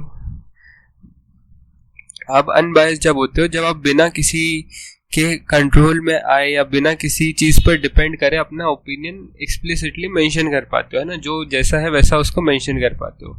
सो एस्टिमेटर कब अनबायस्ड होगा? जब वो हमारी रियल वैल्यू, जो हमारा रियल थिंग थी और जो हमने एक्चुअल एस्टिमेट करी वैल्यू, वो बराबर हो जाए। इसका मतलब क्या है कि आप जब आपका बायस जो आप कैलकुलेट कर रहे हो अगर वो 0 हो जाए, ठीक है, सो क्या होगा, यहां से जो expected value of estimated parameter है वो हो जाए आपके पैरामीटर के बराबर। ठीक है, तब आप बोल सकते हो कि वो एक अनबायस्ड एस्टिमेटर है। जो आपकी वैल्यू थी रियल पैरामीटर की, वही आपकी expected value I from the estimated parameter. So कोई भी बायस नहीं था इसमें। ठीक है, आपने किसी भी एक्सटर्नल फैक्टर पे डिपेंड नहीं करी और एक अनबायस्ड ओपिनियन दिया है। ठीक है, सो अनबायस्ड कैसे याद रखना है? बायस इक्वल टू 0 होगा। ठीक है, तो यह एक अनबायस्ड होगा। ठीक है, कि आपकी जो एस्टिमेटेड पैरामीटर की वैल्यू है वो इक्वल टू है आपके रियल पैरामीटर के। ठीक है, then it is an unbiased estimator. और बायस्ड एस्टिमेटर कब होगा? जब आपने एस्टिमेटेड पैरामीटर जो निकाला, ठीक है, E of theta cap is not equal to theta. So जो आपका एस्टिमेटेड पैरामीटर था that is E of theta cap is not equal to जो आपकी रियल वैल्यू थी, तब आप एक बायस्ड एस्टिमेटर है ये। ठीक है, सो ये दो कंडीशन याद रखनी है, यहीं से आती है। आप इनको बायस इक्वल टू 0 रख देते हो। ठीक है, तो ई ऑफ थीटा कैप, ये माइनस इधर जाएगा तो इधर प्लस हो जाता है। ठीक है, अरे रख के देख लो यार, ई of theta cap minus theta. अब ये माइनस थीटा को इस साइड भेजोगे, सो इस साइड से रिमूव कर दो और इधर थीटा डाल दो, सो यही हो जाता है। ठीक है, यहीं से हमारी ये कंडीशन भी आती है, E of theta cap equal to theta. So अभी तक हमने क्या देखा कि बायस क्या है? बायस है एक्सपेक्टेड वैल्यू ऑफ एरर। ठीक है, एरर आपको पता है क्या होता है हमारा? एरर होता है हमारा estimated value minus real value. ठीक है, रियल वैल्यू एक फिक्स्ड कांस्टेंट होती है, तो हमने यहाँ से वीक 3 की प्रॉपर्टी लगाई। वीक 3 में मैंने आपको ये सब पढ़ा रखा है। ठीक है, सो वहां से हमें ये मिल गया, bias of theta cap comma theta is equal to expected value of theta cap minus theta. अब एक बार आप बायस कैलकुलेट कर लो, सो आपसे क्वेश्चन पूछा जाएगा क्या है कि ये बायस्ड पैरामीटर है या अनबायस्ड एस्टिमेटर है, ठीक है। सो बायस्ड एस्टिमेटर है या अनबायस्ड एस्टिमेटर है, तो उसके लिए कंडीशन है अनबायस्ड के लिए कि जो आपने एस्टिमेट करा पैरामीटर वो इक्वल टू आया आपके रियल पैरामीटर के बराबर, ठीक है। Expected value of your estimated parameter is equal to the real value of that parameter, ठीक है। सो ये एक अनबायस्ड ओपिनियन है कि जो सच था वही आ गया है ना, जो रियल वैल्यू थी वही एस्टिमेट वैल्यू भी आ गई उसके बराबर, ठीक है। जो सच था वो आपने बोल दिया। बायस्ड कब होगा कि जो रियल वैल्यू थी और जो आपने बोला हो उसमें बहुत फर्क है, ठीक है, तो आप वहां पर बायस्ड हो, ठीक है। सो ऐसे याद रख लेना। अब सेकंड चीज पे चलते हैं, वो होगी हमारी रिस्क, ठीक है। सो आप यहाँ जरूरत नहीं है बट आप MLT MLF में पढ़ोगे कि जो भी आपके सपोज ये पॉइंट है इनको आप लोअर डायमेंशन पे लाने की कोशिश करते हो, ठीक है। मैंने बताया जैसे आपको अगर आपको YouTube को इतनी सारी वीडियो स्टोर करनी है ना, तो इतना सारा स्टोरेज कैसे ही होगा, इतना बड़ा डेटाबेस कैसे मेंटेन करेगा। सो वो पहले उसकी क्वालिटी गिराता है, ठीक है, और जब आपको शो करना होता है तब उसकी क्वालिटी बढ़ाता है। सो रियल लाइफ में यही कुछ कंस्ट्रेंट होते हैं कि जो भी आपका ये पूरा डेटा है मान लो, ठीक है, सो इसको पहले कुछ लोअर डायमेंशनल स्पेस पे ले जाया जाता है, ठीक है। उसके बाद उसको जब आपको यूज करना होता है तो आप इसको वापस से उस डायमेंशन पे ले जाते हो जहां आप इसको एक्सट्रैक्ट करते हो इस डेटा की इंफॉर्मेशन मैक्सिमम जितनी भी आप कर सकते हो, ठीक है। सो दिक्कत ये हो रही थी कि कुछ डेटा का एरर जो था वो पॉजिटिव आ जा रहा था, कुछ डेटा का एरर नेगेटिव आ जा रहा था। सो प्रॉब्लम यही थी कि बस ये पॉजिटिव और नेगेटिव कभी कभार कैंसिल हो जा रहे थे, इसलिए हमें एक रिस्क स्क्वायर्ड एरर यूज करना पड़ा जहां हम ये जो एरर आएगा इसको स्क्वायर कर देंगे ताकि वो पॉजिटिव हो जाए। सारे जो एरर नेगेटिव थे ये भी पॉजिटिव हो जाएंगे और ये सारे जो पॉजिटिव थे वो तो पॉजिटिव होंगे ही होंगे, ठीक है। ये सब अभी समझने की जरूरत नहीं है, ये MLF MLT अगर मैं पढ़ाऊंगा तो वहां आपको ये सबसे बेसिक चीज है MLF MLT की, यहाँ से ही लेक्चर शुरू होता है। सो ये सब पे अभी ध्यान मत दो, अभी तो आपको सिर्फ ये समझना है कि अब हमारा जो नेक्स्ट चीज है वो है रिस्क, ठीक है। रिस्क होता है स्क्वायर्ड एरर। सो आप कुछ नहीं करोगे, रिस्क क्या होगा, बायस था हमारा expected value of error, so risk है एक्सपेक्टेड वैल्यू ऑफ एरर का स्क्वायर, ठीक है। जो risk of theta cap comma theta is equal to expected value of जो आपकी एरर है, एरर क्या है, estimated value minus real value. अब ये एरर जो लिया आपने, अब आपका इसको करना है स्क्वायर, ठीक है। तो इसका स्क्वायर करा और देन एक्सपेक्टेड वैल्यू कैलकुलेट करी, ठीक है। पीछे बैकग्राउंड बहुत noise, get back to it. So हम बात कर रहे थे रिस्क। रिस्क क्या होती है, रिस्क होती है एक्सपेक्टेड वैल्यू ऑफ सबसे पहले error that is theta cap minus theta. अब आपने करा उसका स्क्वायर करने के बाद आपने उस पर लगा दी एक्सपेक्टेड वैल्यू, ठीक है। इसी स्क्वायर्ड एरर को हम मीन स्क्वायर्ड एरर भी बोलते हैं क्योंकि एक्सपेक्टेड वैल्यू में आप at the end of the day mean he लेते हो, ठीक है। और यहाँ सेकंड पॉइंट लिखा है squared error risk is the second movement of error. So ये मैंने आपको वीक 8 में पढ़ाया था MGF, याद है मूवमेंट क्या होता है। सो फर्स्ट मूवमेंट होता था हमारा एक्सपेक्टेड वैल्यू ऑफ x की पावर 1, अगर सेकंड मूवमेंट लूँ सो होता है एक्सपेक्टेड वैल्यू ऑफ x की पावर 2, और ऐसे ही nth मूवमेंट लूँ सो वो होता था एक्सपेक्टेड वैल्यू ऑफ x की पावर n। ये मैंने वीक 8 में सबसे पहले यही पढ़ाया था मूवमेंट क्या होता है, देख लेना अगर याद नहीं हो तो, ठीक है। सो ये क्या बोल रहा है, सेकंड मूवमेंट ऑफ एरर। सो अगर सेकंड मूवमेंट निकालूं मैं एरर के साथ तो x की जगह मैं रिप्लेस कर दे रहा हूं एरर, ठीक है। एक्सपेक्टेड वैल्यू ऑफ एरर क्या है हमारा, theta cap minus theta, x की जगह रिप्लेस करा है एरर, ठीक है। सो इसके बाद इसका स्क्वायर भी होगा और ये, ठीक है। सो ये वही फॉर्मूला आ गया हमारा कि जो सेकंड मूवमेंट है वो होगा expected value of theta cap minus theta का स्क्वायर, ठीक है। सो कुछ है नहीं ऐसा याद करने जैसा, आपको तो सिर्फ ये फॉर्मूला याद रखना है, ठीक है। आपको याद क्या क्या रखना है, बायस का फॉर्मूला याद रखना है, रिस्क का फॉर्मूला याद रखना है, और ये दो कंडीशन याद रखनी है, अनबायस्ड और बायस्ड वाली, ठीक है। एक चीज और देख लेते हैं और इसके बाद जितने PYQs आए लास्ट टर्म 4 टर्म्स में, जितने भी PYQs आए सारे के सारे सॉल्व करेंगे, ठीक है। अब आ जाता है variance. So variance of error, ये सब इतना लगाने की जरूरत नहीं है, आपको पता ही है वेरिएंस ऑफ x कैसे डिराइव होता है, ठीक है। Variance of x equal to expected value of x minus x bar का अगर आप स्क्वायर करते हो और इसकी एक्सपेक्टेड वैल्यू निकालते हो, यहाँ से आपका वेरिएंस आता था, राइट। बट अब हमें पता है ना कि हमें वेरिएंस ऑफ एरर चाहिए, सो क्या करना है, वेरिएंस ऑफ एरर क्या होता है, वेरिएंस ऑफ एरर होता है थीटा कैप माइनस थीटा, ठीक है। सॉरी एक सेकेंड में इसको फिर से अच्छे से लिख देता हूं, वेरिएंस ऑफ एरर, हमें क्या चाहिए एट द एंड, हमें चाहिए वेरिएंस ऑफ एरर, है ना। सो इसको क्या लिख सकते हैं हम, वेरिएंस ऑफ एरर को क्या लिख सकते हैं आप, थीटा कैप माइनस थीटा। अब हमने ऊपर प्रॉपर्टी ऑलरेडी पढ़ी है कि एक फिक्स्ड कांस्टेंट है ना, इसलिए मैं डायरेक्ट अप्लाई कर दे रहा हूँ कि फिक्स्ड कांस्टेंट इससे बाहर नहीं आएगा। लो यार, variance of x plus a, अगर फिक्स्ड कांस्टेंट है तो वेरिएंस उसको खा जाता है, वेरिएंस ऑफ एक्स, ठीक है। सो यहाँ भी आपको मिल जाएगा variance of theta cap only, है ना, माइनस थीटा को ये खा जाएगा। सो यहाँ से जो आपको चीज मिल रही होगी वो होगी variance of theta cap only, ठीक है। पता नहीं भाई ये पेन का क्या प्रॉब्लम है, ठीक है। तो यहाँ से आपको वेरिएंस ऑफ थीटा कैप मिल जाएगा। सो बस ये चीज याद रखनी है, variance of error is equal to variance of theta cap. So एक फॉर्मूला ये याद कर लो, variance of error equal to variance of theta cap. दूसरा फॉर्मूला रिस्क का याद कर लो, और तीसरा फॉर्मूला बायस का याद कर लो। अब जितने भी PYQs आए हैं रिस्क, वेरिएंस, बायस पे लास्ट 4 टर्म्स में, उससे पहले एक चीज रह गई है। सो लाओ ये कर लेते हैं, इंपॉर्टेंट है भाई, है ना, bias variance trade off. So bias variance trade off में क्या होता है, ये तीनों को एट अ प्लेस लाया जाता है, ठीक है। तो ऐसा याद रख लो आप, जो रिस्क है हमारी, अरे यार क्या प्रॉब्लम है इसको,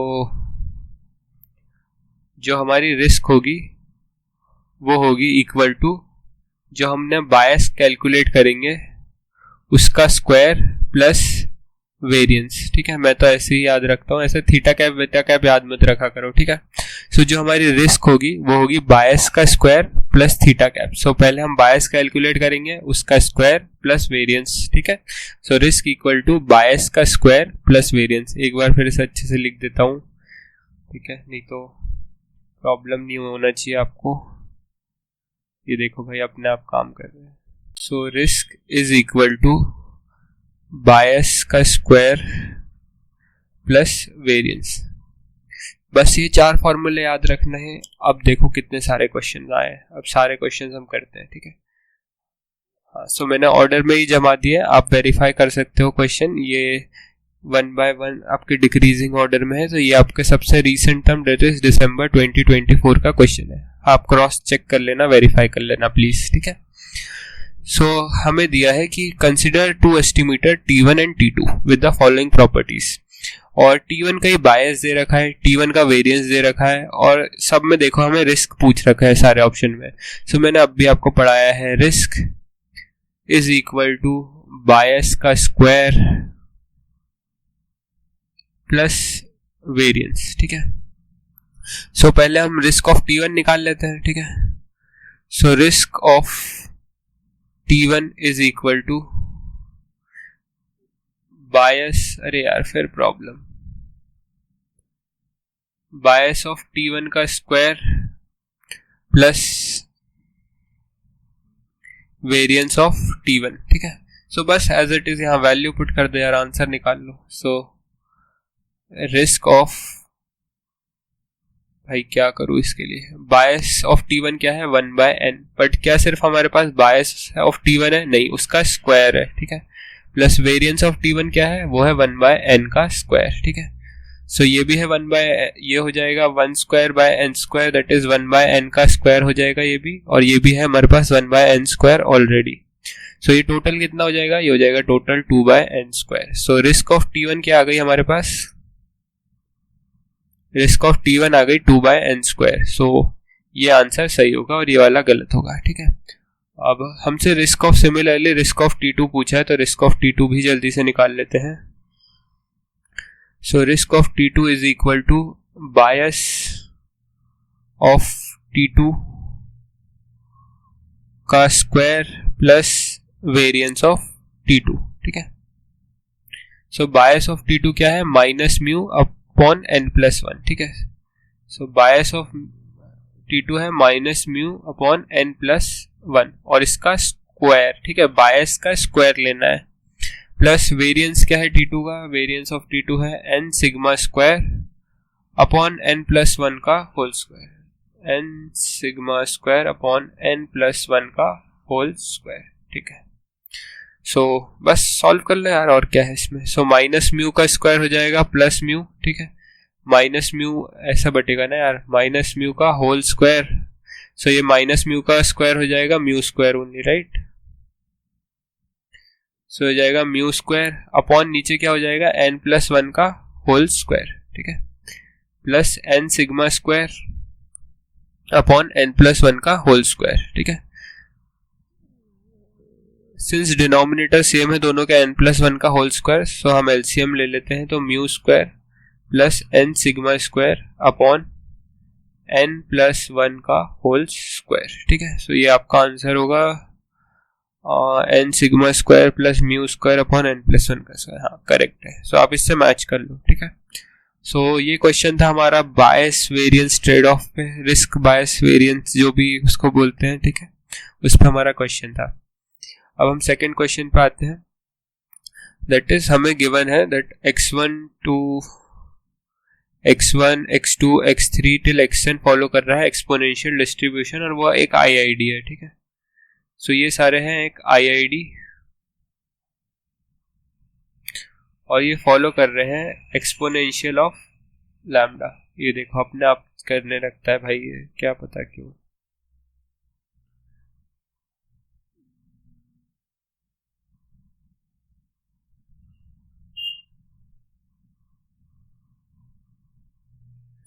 सो ये फॉलो कर रहे हैं एक्सपोनेंशियल ऑफ लैम्डा, और हमें दिया है let x bar, that is sample mean होता है, हमने वीक 7 में पढ़ा था, और एस स्क्वायर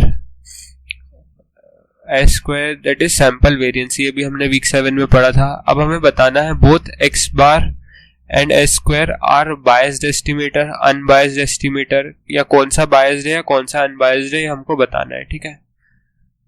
सो बायस्ड की कंडीशन याद है ना, बायस्ड एस्टिमेटर की कंडीशन क्या थी हमारी, एक्सपेक्टेड वैल्यू ऑफ, अरे यार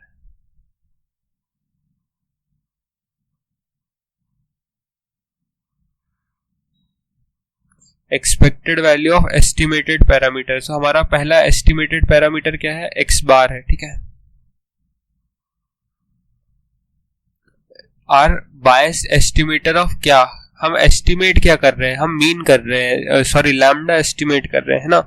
सो एक्सपेक्टेड वैल्यू ऑफ, जब हम ये वाला पैरामीटर एस्टिमेटर लेंगे, x bar as a estimator हम कंसिडर करेंगे। एक्स बार क्या होता है पहले तो ये बता दो, एक्स बार सैंपल मीन क्या होता है, sum of observation plus total number of observation, but सिर्फ सैंपल का होता है इसलिए इसको सैंपल मीन बोल देते हैं भाई, चल जा, ठीक है। सो हमें इसका एक्सपेक्टेड वैल्यू निकालना है, और वो बायस्ड एस्टिमेटर है कि नहीं ऑफ लैम्डा, ठीक है। सो अगर वो लैम्डा के बराबर आ जाता है, सो ये एक अनबायस्ड एस्टिमेटर हो जाएगा, वेरेज अगर ये नॉट इक्वल टू लैम्डा आ जाता है तो वो एक बायस्ड एस्टिमेटर हो जाएगा, ठीक है।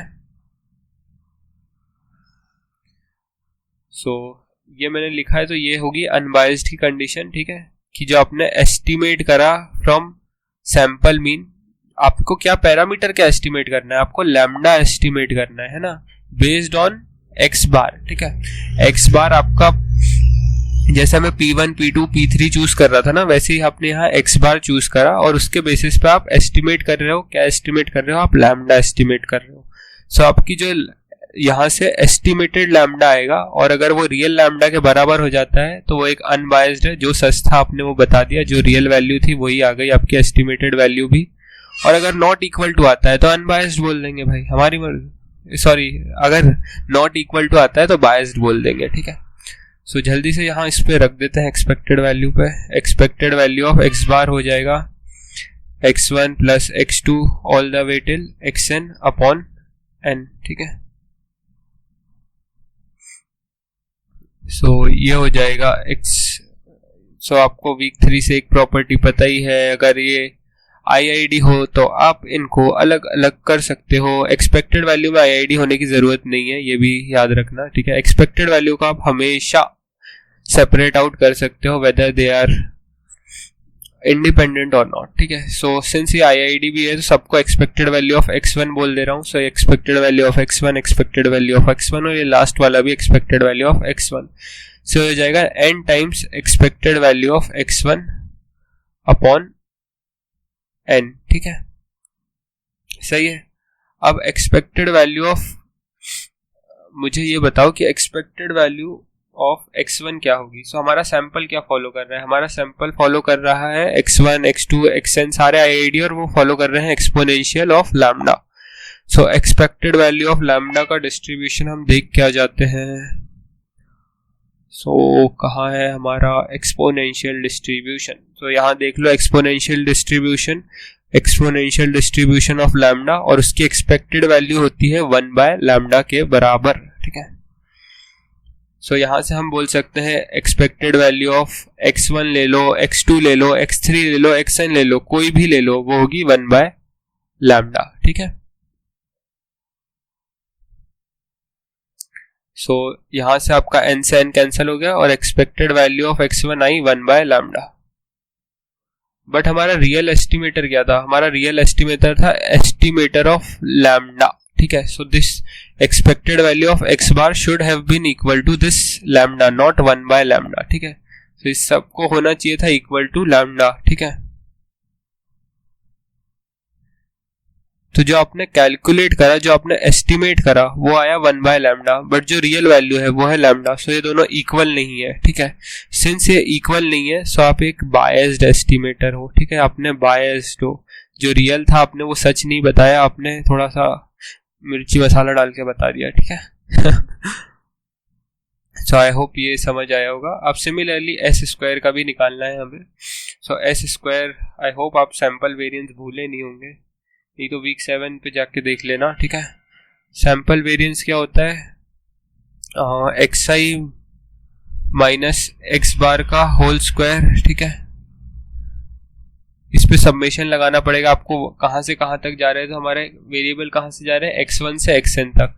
सो n स्टार्ट होगा 1 से लेके n तक, और नीचे सैंपल वेरिएंस है इसलिए n-1 आता है। अगर पॉपुलेशन होता तो n आता, ये मैंने वीक 7 में आपको बहुत अच्छे से पढ़ाया है, ठीक है। सो अब हमें ये निकालना है। सो इसकी एक्सपेक्टेड वैल्यू निकालना है। ओ भाई साहब, बहुत खतरनाक काम होने वाला है, मैथमेटिकली थोड़े स्ट्रांग होना चाहिए आप, ठीक है। तो डरना नहीं है, इससे कैलकुलेशन ही है, बस यहाँ से आपको मैथमेटिकली सॉल्व करना है। और ये this should be equal to lambda, last we saw that. So यहाँ से भी वही होगा कि अगर आपके sorry S square that is variance, ठीक है। सो जो आपका वेरिएंस आना चाहिए, सैंपल वेरिएंस आना चाहिए, अगर वो लैम्डा के बराबर आ जाता है सो ये एक अनबायस्ड एस्टिमेटर होगा, अगर नहीं आता है तो ये एक बायस्ड एस्टिमेटर होगा, ठीक है। सो थोड़ा मुझे लग रहा है इसको देख के कि बहुत ज़्यादा कैलकुलेशन होने वाली है, सो डरना नहीं है, ठीक है। मैं ही डर रहा हूँ। i equal to 1 to n xi minus x bar का होल स्क्वायर अपॉन n-1। सबसे पहले तो प्रॉपर्टी लगा के n-1 बाहर लाओ। So expected value of ax is equal to a times expected value of x, ठीक है। सो n-1 कांस्टेंट है, सो इसको तो बाहर ले आओ, तो थोड़ा तो इजी करो। n-1 expected value of i equal to 1 to n xi minus x bar का होल स्क्वायर, ठीक है। चलो xi माइनस x बार का a माइनस b का होल स्क्वायर ओपन अप कर लो। So 1 upon n-1 expected value of sigma i equal to 1 to n xi minus x bar का square कितना होगा, फर्स्ट वाले पे स्क्वायर लगेगा, ठीक है। a माइनस b की आइडेंटिटी लगाओ, xi का square a square plus b square, so ये हो जाएगा x बार का square minus 2ab, so minus 2xi into x bar, ठीक है। सो यहाँ तक हम पहुँच गए हैं। सिग्मा हम लास्ट में खोलते हैं, काम करते हैं, ठीक है। सो इंटरचेंज कर लेते हैं इसको, 1 अपॉन n-1 सिग्मा में बाहर ले आता हूँ, i equal to 1 to n, और उससे पहले मैं एक्सपेक्टेड वैल्यू सब पे लगा देता हूँ। सो xi का स्क्वायर प्लस एक्स बार का स्क्वायर माइनस 2 एक्स आई एक्स बार। अगर किसी ने सिग्मा पढ़ा है तो उसको ये प्रॉपर्टी पता होगी कि आप पहले अंदर ला सकते हो, और मैं थोड़ा सा आपको ये दिखा भी देता हूँ कैसे होता है ये। सो अगर मैं पहले इसको सॉल्व करता तो ये कैसा आता, देखो थोड़ी सी, ठीक है। सो अगर मैं पहले सिग्मा सॉल्व करता तो यहाँ रखा था पहले x1 प्लस एक्स बार का स्क्वायर माइनस 2 x1 एक्स बार, है ना। तो पहली वैल्यू क्या आती, x1 का स्क्वायर, ठीक है, प्लस एक्स बार का स्क्वायर माइनस 2 x1 एक्स बार, ठीक है। अगर मैं अब यहाँ n इक्वल टू 2 रखूंगा तो ये क्या आता, x2 का स्क्वायर प्लस एक्स बार का स्क्वायर माइनस 2 x2 एक्स बार, ठीक है। सिमिलरली मैं n तक रखने जाता तो यहाँ आता xn का स्क्वायर प्लस एक्स बार का स्क्वायर माइनस 2 xn एक्स बार, ठीक है। तो यहाँ से हमें क्या मिल रहा होता, सो देखो x1 से xn तक का स्क्वायर मिल जाता, ठीक है। x1 आता, x2 आता, x3 आता, x4 आता टिल xn आता। सो x1 स्क्वायर प्लस x2 का square all the way till xn का स्क्वायर, ठीक है। ये हमें यहाँ से मिलता, प्लस क्या मिलता, x बार का स्क्वायर एक बार, दो बार, तीन बार, चार बार, n टाइम्स मिलता है ना, क्योंकि लास्ट हमारा n टर्म्स है। तो ये आता n टाइम्स x बार का स्क्वायर, ठीक है, माइनस, अब यहां से आप क्या कॉमन ले सकते हो, सारे माइनस के, सो माइनस 2 एक्स बार आप कॉमन ले सकते हो, इसमें भी है, इसमें भी है, इसमें भी है, इसमें भी है, करेक्ट है। सो माइनस 2 एक्स बार आप कॉमन ले लो तो बाकी सारे प्लस हो जाएंगे, बाकी सारे क्या है, x1 plus x2 till till till xn, ठीक है। सो आपको यहां से ये मिलता। और सिमिलरली अगर आप एक्सपेक्टेड वैल्यू पहले इनकी लगा लो और फिर ये सॉल्व करो तो वो चीज भी सेम ही आएगी। सो आप इनको इंटरचेंज कर सकते हो, या तो मैंने इतना सब सॉल्व कर दिया है तो मैं यहीं से यूज कर लेता हूँ ये सारी चीजें, ठीक है। मैंने इतना सॉल्व कर दिया है तो अब इसको डायरेक्टली यूज कर लेता हूँ, क्यों इतना झंझट पालना है। सो ये आएगा 1/n-1। एक्सपेक्टेड वैल्यू का भी बाहर ही रखते हैं। अगर आप सिग्मा ओपन करो तो आपको मिलेगा ये x1 का स्क्वायर प्लस x2 का square all the way till xn का स्क्वायर, ठीक है। मैं सेकेंड लाइन में लिख दे रहा हूं बाकी चीजें, plus n times of x bar का स्क्वायर आएगा यहां से, ठीक है, माइनस 2 x बार टाइम्स, ठीक है। अब हमें थोड़ा कुछ सॉल्व करना पड़ेगा। यहाँ n है और यहाँ x बार का स्क्वायर है, ठीक है। x bar is sample mean, ठीक है। सो अब यहाँ आपको थोड़ा सा दिमाग तो लगाना पड़ेगा कि x1 plus x2 till xn है, तो अगर मैं इसको n से मल्टीप्लाई और डिवाइड कर दूं, सो सैंपल मीन क्या होती थी हमारी, अब भी हमने देखी थी, सैंपल मीन होती थी हमारी x bar that is x1 plus x2 till xn by n, ठीक है। और ये सब मैं क्यों कर रहा हूँ, क्योंकि मुझे सारी चीजें x बार के टर्म्स में चाहिए, है ना, मुझे x1 x2 अलग अलग नहीं चाहिए, ठीक है। सो ये हो जाएगा माइनस 2 टाइम्स ऑफ x बार, और इसको क्या लिख सकता हूँ, ये पूरे को x1 plus x2 till xn by n, इसको मैं अगेन लिख सकता हूँ x बार, ठीक है, और इंटू n। सो ये यहां से मुझे मिल जाएगा माइनस 2n और x बार का स्क्वायर, ठीक है। थोड़ा तो दिमाग लगाना पड़ेगा, कुछ क्वेश्चंस ऐसे होते ही है भाई, मैं क्या करूं, मेरा काम सिर्फ इजी क्वेश्चंस कराना नहीं है, ठीक है। मुझे आपको 100 में से 100 ला के देना है, तो आपको करना पड़ेगा यार, थोड़ा एफर्ट्स डालना पड़ेगा, ठीक है। सो हम कहाँ थे यहाँ, ठीक है, 2x बार का स्क्वायर टाइम्स n, ठीक है। और कुछ बच रहा है क्या यहाँ, माइनस 2nx बार, ठीक है, इतना ही आया, होप सो मैंने कुछ मिस आउट नहीं करा है। सो 1/n-1, अब सब पे एक्सपेक्टेड वैल्यू लगाना पड़ेगा आपको, ठीक है। सो x1 का स्क्वायर के एक्सपेक्टेड वैल्यू आप कैसे निकालोगे, सोचो। सो मैंने ये, जब मैं वीक 3 आपको पढ़ा रहा था, जब मैंने आपको ये भी बताया था, ठीक है, अगर आपको एक्सपेक्टेड वैल्यू ऑफ x का स्क्वायर निकालना रहे, अंदर है ना, बाहर नहीं, x1 का स्क्वायर ये ऐसे बटेगी ना, देखो अब ये सब पे जाएगी, तो अगर मैं एक आपको दिखाना चाहूँ तो ये होगी एक्सपेक्टेड वैल्यू ऑफ x1 का स्क्वायर और उस पर एक्सपेक्टेड वैल्यू है, ठीक है। सो ये कुछ ऐसी है कि आपने x का स्क्वायर है उसकी एक्सपेक्टेड वैल्यू, अगर हम वीक 3 में होते तो हम डिस्क्रीट में होते तो हमें क्या जरूरत पड़ती कि x की हमारे पास वैल्यू है दैट इज 1 2 3, 4 ये सारी वैल्यू रहती है। अब हम इसका स्क्वायर कर लेते हैं, सो एक्स स्क्वायर कर लेते हैं, तो 1 का स्क्वायर 1, 4, 9, 16 और इसकी प्रोबेबिलिटी जो भी रहती है हमारे पास उससे मल्टीप्लाई करके x into probability of x से expected value of x square निकाल लेते हैं। बट मैंने आपको वीक 3 में बताया था कि जब भी आपके पास ये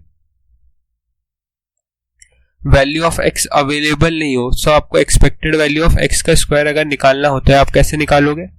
या आप निकालोगे वेरिएंस ऑफ x से। वेरिएंस ऑफ x का फॉर्मूला क्या होता है? एक्सपेक्टेड वैल्यू ऑफ x का square minus expected value of x का होल स्क्वायर। ठीक है, सो अब यहां से आप ये निकाल सकते हो expected value of x square. ठीक है, सो ये जो माइनस वाली चीज है ये इधर प्लस में चली जाएगी, सो ये हो जाएगा variance of x plus expected value of x का होल स्क्वायर। ठीक है, सो ये हो जाएगा आपका एक्सपेक्टेड वैल्यू ऑफ x के स्क्वायर के बराबर। ठीक है, सो अब आपको यहाँ ये प्रॉपर्टी लगानी पड़ेगी। ठीक है, क्योंकि आप एक्सपेक्टेड वैल्यू ऑफ x1 का स्क्वायर आपको पता ही नहीं है ना, कैसे निकालोगे?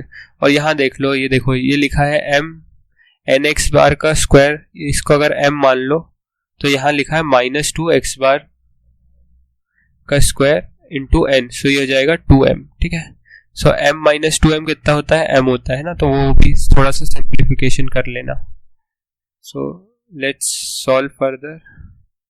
सो 1/n-1।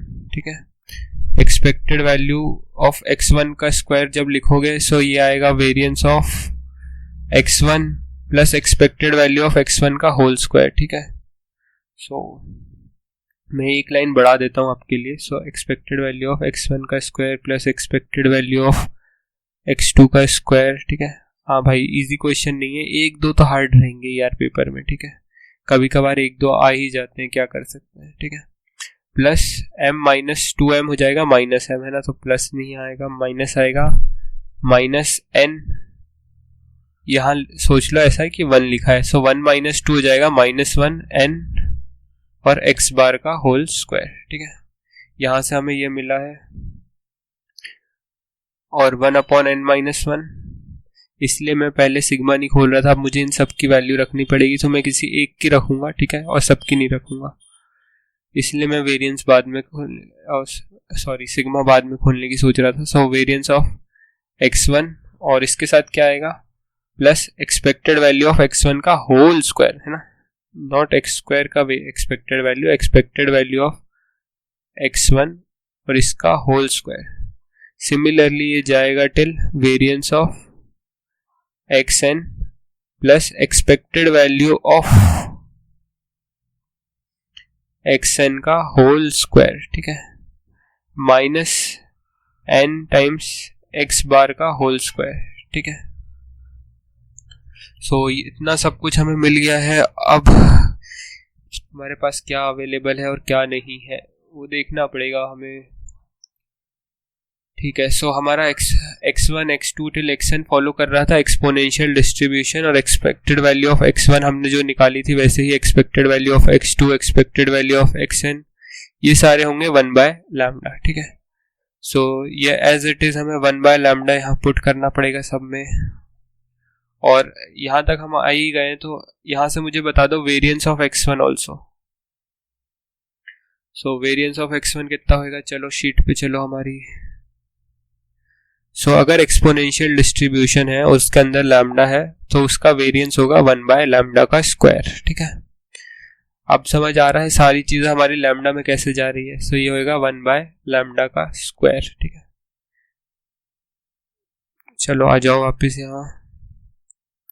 तो देखो भाई आप थोड़ा सा दिमाग लगाओ, है ना, मैं इतना नहीं लिखूंगा। सो वेरिएंस ऑफ x1 है प्लस वेरिएंस ऑफ x2 आएगा प्लस वेरिएंस ऑफ x3 आएगा, लास्ट में आएगा कितना? Variance of xn। सो मैं क्या इसको लिख सकता हूँ 1/n-1। सिंस सारे IID है तो मैं इसको लिख लेता हूँ n times variance of x1। ठीक है, प्लस सिमिलरली यहाँ है एक्सपेक्टेड वैल्यू ऑफ x1 का square plus expected value of x2 का square plus expected value of x3 का whole square till expected value of xn का होल स्क्वायर। सो मैं इसको भी सिंस IID है तो एक किसी का लिख लेता हूँ, that is expected value of x1 का होल स्क्वायर। ठीक है, हाँ सही है। सो यहाँ से आएगा आपका 1/n-1 N times variance of x1 कितना था, वो था 1/λ², ठीक है। और क्या है हमारे पास, plus n times expected value of x1 का स्क्वायर कितना था हमारे पास, था वो 1/λ था, ठीक है। एक्सपेक्टेड वैल्यू ऑफ x1 थी 1/λ, बट इसके ऊपर लगा है स्क्वायर, ठीक है। सो वो स्क्वायर नहीं भूलना है। सो ये यहाँ से अब आप n कॉमन ले लो, ठीक है, और n बाहर निकाल लो। सो n अपॉन n-1 टाइम्स 1/λ का स्क्वायर, और 1/λ का स्क्वायर ये हो जाएगा 2/λ का स्क्वायर, ठीक है। सो अब ये 2 कांस्टेंट है, इसको भी बाहर निकाल लो। सो 2n अपॉन n-1 इंटू 1/λ का स्क्वायर, ठीक है। सो ये आती है आपकी, अगर आप expected value of S square निकालते तो, ठीक है। बट क्या ये लैम्डा के बराबर आई? हमारे अनबायस्ड के लिए क्या कंडीशन है कि जो expected value of this estimated parameter है वो बराबर आना चाहिए था किसके, बायस्ड एस्टिमेटर ऑफ लैम्डा, है ना। यहाँ गौर करो कि हम लैम्डा का निकाल रहे थे, तो that should be equal to lambda, ठीक है। बट यहाँ क्या ऐसा हो रहा है? नहीं, यहाँ आ रहा है 2n अपॉन n-1 इंटू 1/λ का square, that is not equal to lambda. So यहाँ से आप ये बोल सकते हो, since this the estimated value and the real value are not equal, you are biased. जो सच था आपने वो नहीं बताया, आपने थोड़ा मिर्ची मसाला डाला है, ठीक है। सो बोथ आर बायस्ड, और बस इसलिए ये ऑप्शन करेक्ट है कि both x bar and s square are biased estimator of lambda, ठीक है। हाँ, सो 1-2 क्वेश्चन तो हार्ड रहेंगे भाई, मेरा काम ही है आपको हार्ड क्वेश्चन कराना, सो डरना नहीं है ना। थोड़ी सी कैलकुलेशन मैथमेटिकली हार्ड था, बाकी तो ऐसा कुछ था नहीं उसमें, ठीक है। So let me also take a 1 minute break, है ना, मैं भी बोल बोल के थोड़ा थक गया हूँ। So will be back in after 1 minute, ठीक है। So welcome back. अभी पानी पीते पीते मैंने अपने सॉल्यूशन पे ध्यान दिया, और हमने यहाँ थोड़ी सी गड़बड़ तो नहीं करी है, बट हम जल्दी जल्दी के चक्कर में एक स्टेप भूल गए कि यहाँ हमारे पास n-x बार का होल स्क्वायर था, और हमने इसको तो भूल ही गए, हमने सिर्फ यहाँ पे एक्सपेक्टेड वैल्यू लगा दी, बेचारे को तो भूल ही गए हम, ठीक है। सो बस कुछ नहीं है, कोई फर्क नहीं पड़ेगा इससे, लो लगाओ इस पर। अब इसमें हम प्रॉपर्टी लगा सकते हैं कि n-n बाहर आ जाएगा, ठीक है। सो यहाँ मुझे 1-2 स्टेप थोड़ा से बढ़ाने पड़ेंगे, थोड़ा सा इसको हम रब कर देते हैं, ठीक है। सो ये -n बाहर आ जाएगा, और expected value of x bar का स्क्वायर चाहिए आपको, ठीक है। So expected value of x bar का आपको स्क्वायर चाहिए, x बार का ही स्क्वायर है ना, सही है ना, हाँ ठीक है। x बार क्या है हमारे पास, आ जाओ ये भी सॉल्व करना पड़ेगा, अरे यार। Expected value of x bar का स्क्वायर और उसका एक्सपेक्टेड वैल्यू, x बार क्या होता है हमारा, x1 plus x2 plus x3 all the way till xn, ठीक है, अपॉन n, और इसका है होल स्क्वायर, ठीक है। मैथमेटिकली काफी ट्रबलसम क्वेश्चन है भाई, है ना। सो ऊपर स्क्वायर हो जाएगा और फिर नीचे स्क्वायर हो जाएगा। आई होप आप कोई गलती नहीं कर रहा हूँ, मैं हो सकता है अभी भी कर रहा हूँ, है ना। क्रॉस वेरीफाई कर लेना और बाद में कुछ गड़बड़ हो तो बता देना, ठीक है। नीचे हो जाएगा n स्क्वायर। हाँ, मैं कोई भी क्वेश्चन पहले सॉल्व करके नहीं आता हूँ, सो थोड़ी बहुत मैथमेटिकल मिस्टेक हो जाए तो समझ जाना, ठीक है। एक्सपेक्टेड वैल्यू ऑफ, अब ये आएगा पूरा x1 plus x2 plus x3 all the way till xn का होल स्क्वायर, ठीक है। अब इसको ओपन तो कर ही नहीं पाऊंगा मैं, इसको ओपन करूंगा तो मेरी हालत टाइट हो जाएगी। कुछ कर सकते हैं क्या हम? So I thought a lot to be honest, but कोई मेथड मिला ही नहीं मुझे कुछ सिंप्लीफिकेशन के लिए। आपको इसको ऐसे ही सॉल्व करना पड़ेगा, मतलब आपके पास कोई ऑप्शन नहीं है। सो ये इसका स्क्वायर है, सो हमें वही हमारे स्टेप्स ही कंटिन्यू करनी है, कोई अच्छा मेथड मुझे मिला नहीं। सो एक्स स्क्वायर है, मतलब अगर ए स्क्वायर है तो उसको a इंटू ए लिख सकते हो, तो वैसे ही इनको मल्टीप्लाई कर लो यार। सो x1 इंटू x1 क्या हो जाएगा, x1 का स्क्वायर, ठीक है। फिर x1 इंटू x2 क्या हो जाएगा, 2x1 x2, ठीक है।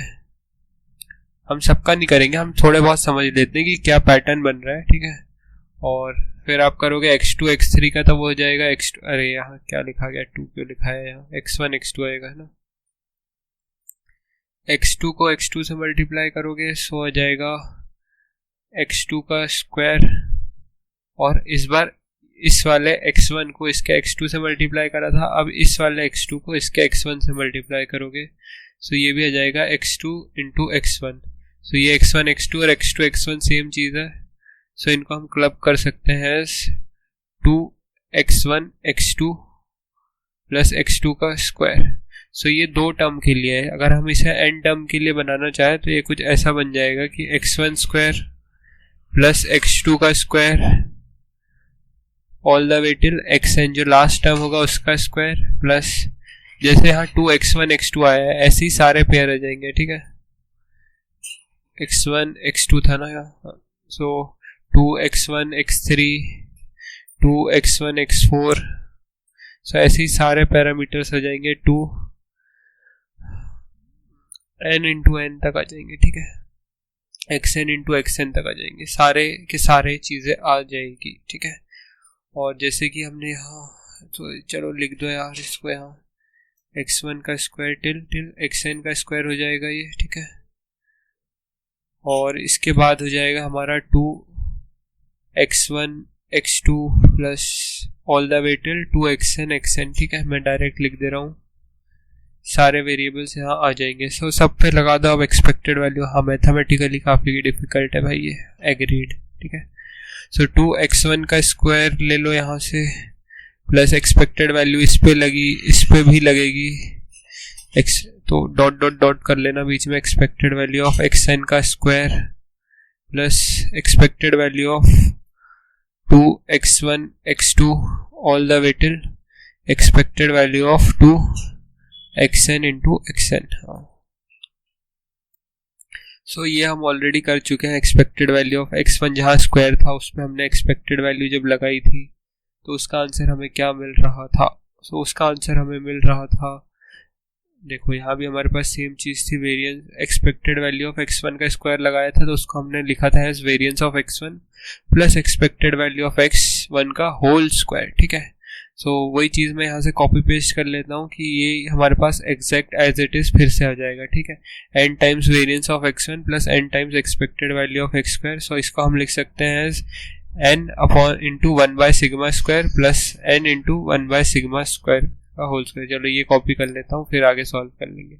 सो n टाइम्स, देखो ये एक्सपेक्टेड वैल्यू ऑफ x1 का स्क्वायर है, ऐसे ये n टाइम्स जाएगा, सो ये हो जाएगा 1 बाय n स्क्वायर। सिंस ये IID है सो एक को लिखने पे आप सबको भी लिख सकते हो, तो ये हो जाएगा n। सो जैसे ऊपर करा था वैसे ही कर लेना भाई, ठीक है, जैसे ऊपर करा था ना हमने।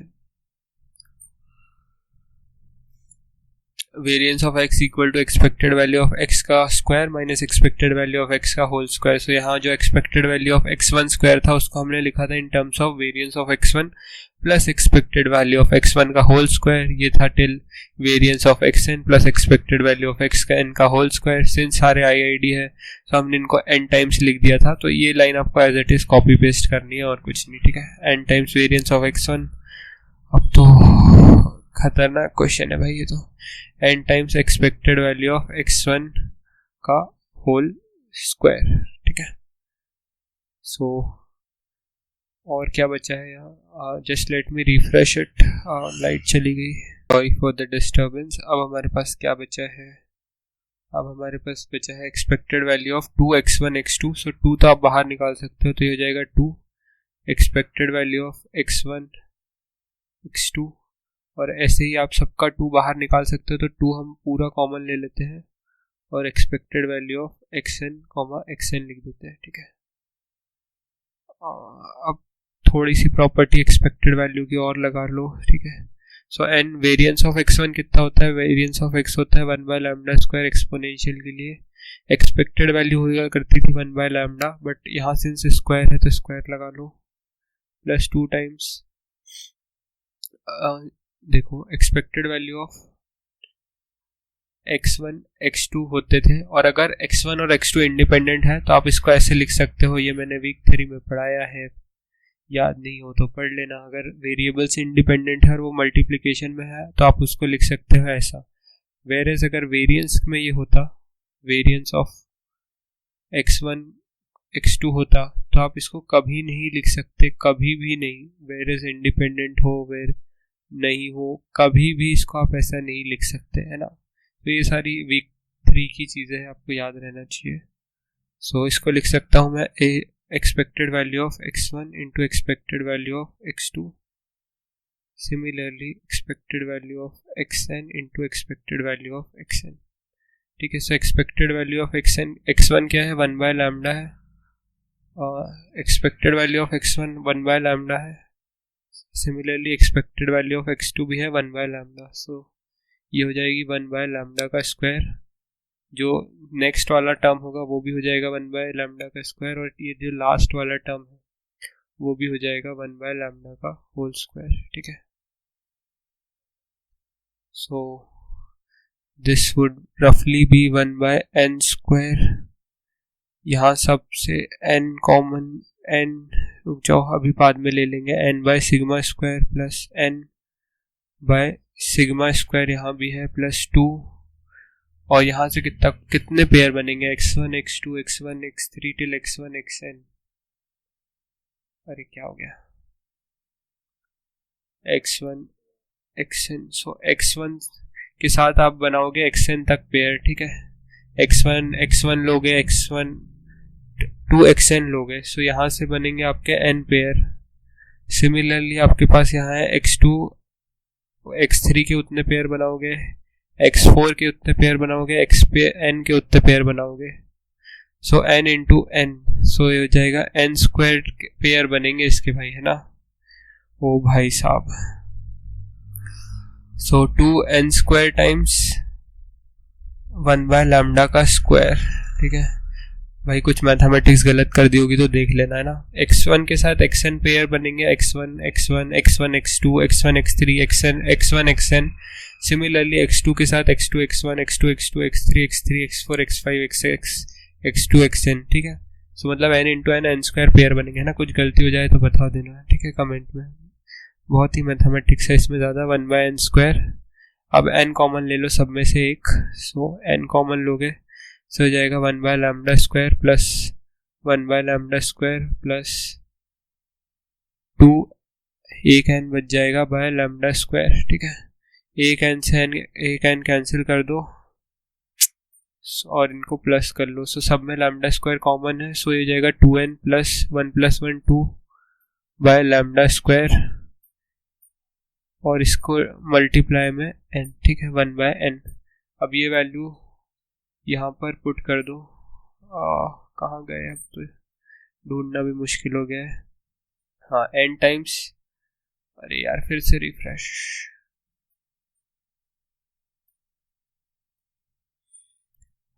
n टाइम्स क्या था हमारा, n टाइम्स था ये वाला। ठीक है, expected value of x bar का square, so expected value of x bar का स्क्वायर हमने निकाला है ये बहुत मेहनत से, 2n plus 2 by lambda square into 1 by n,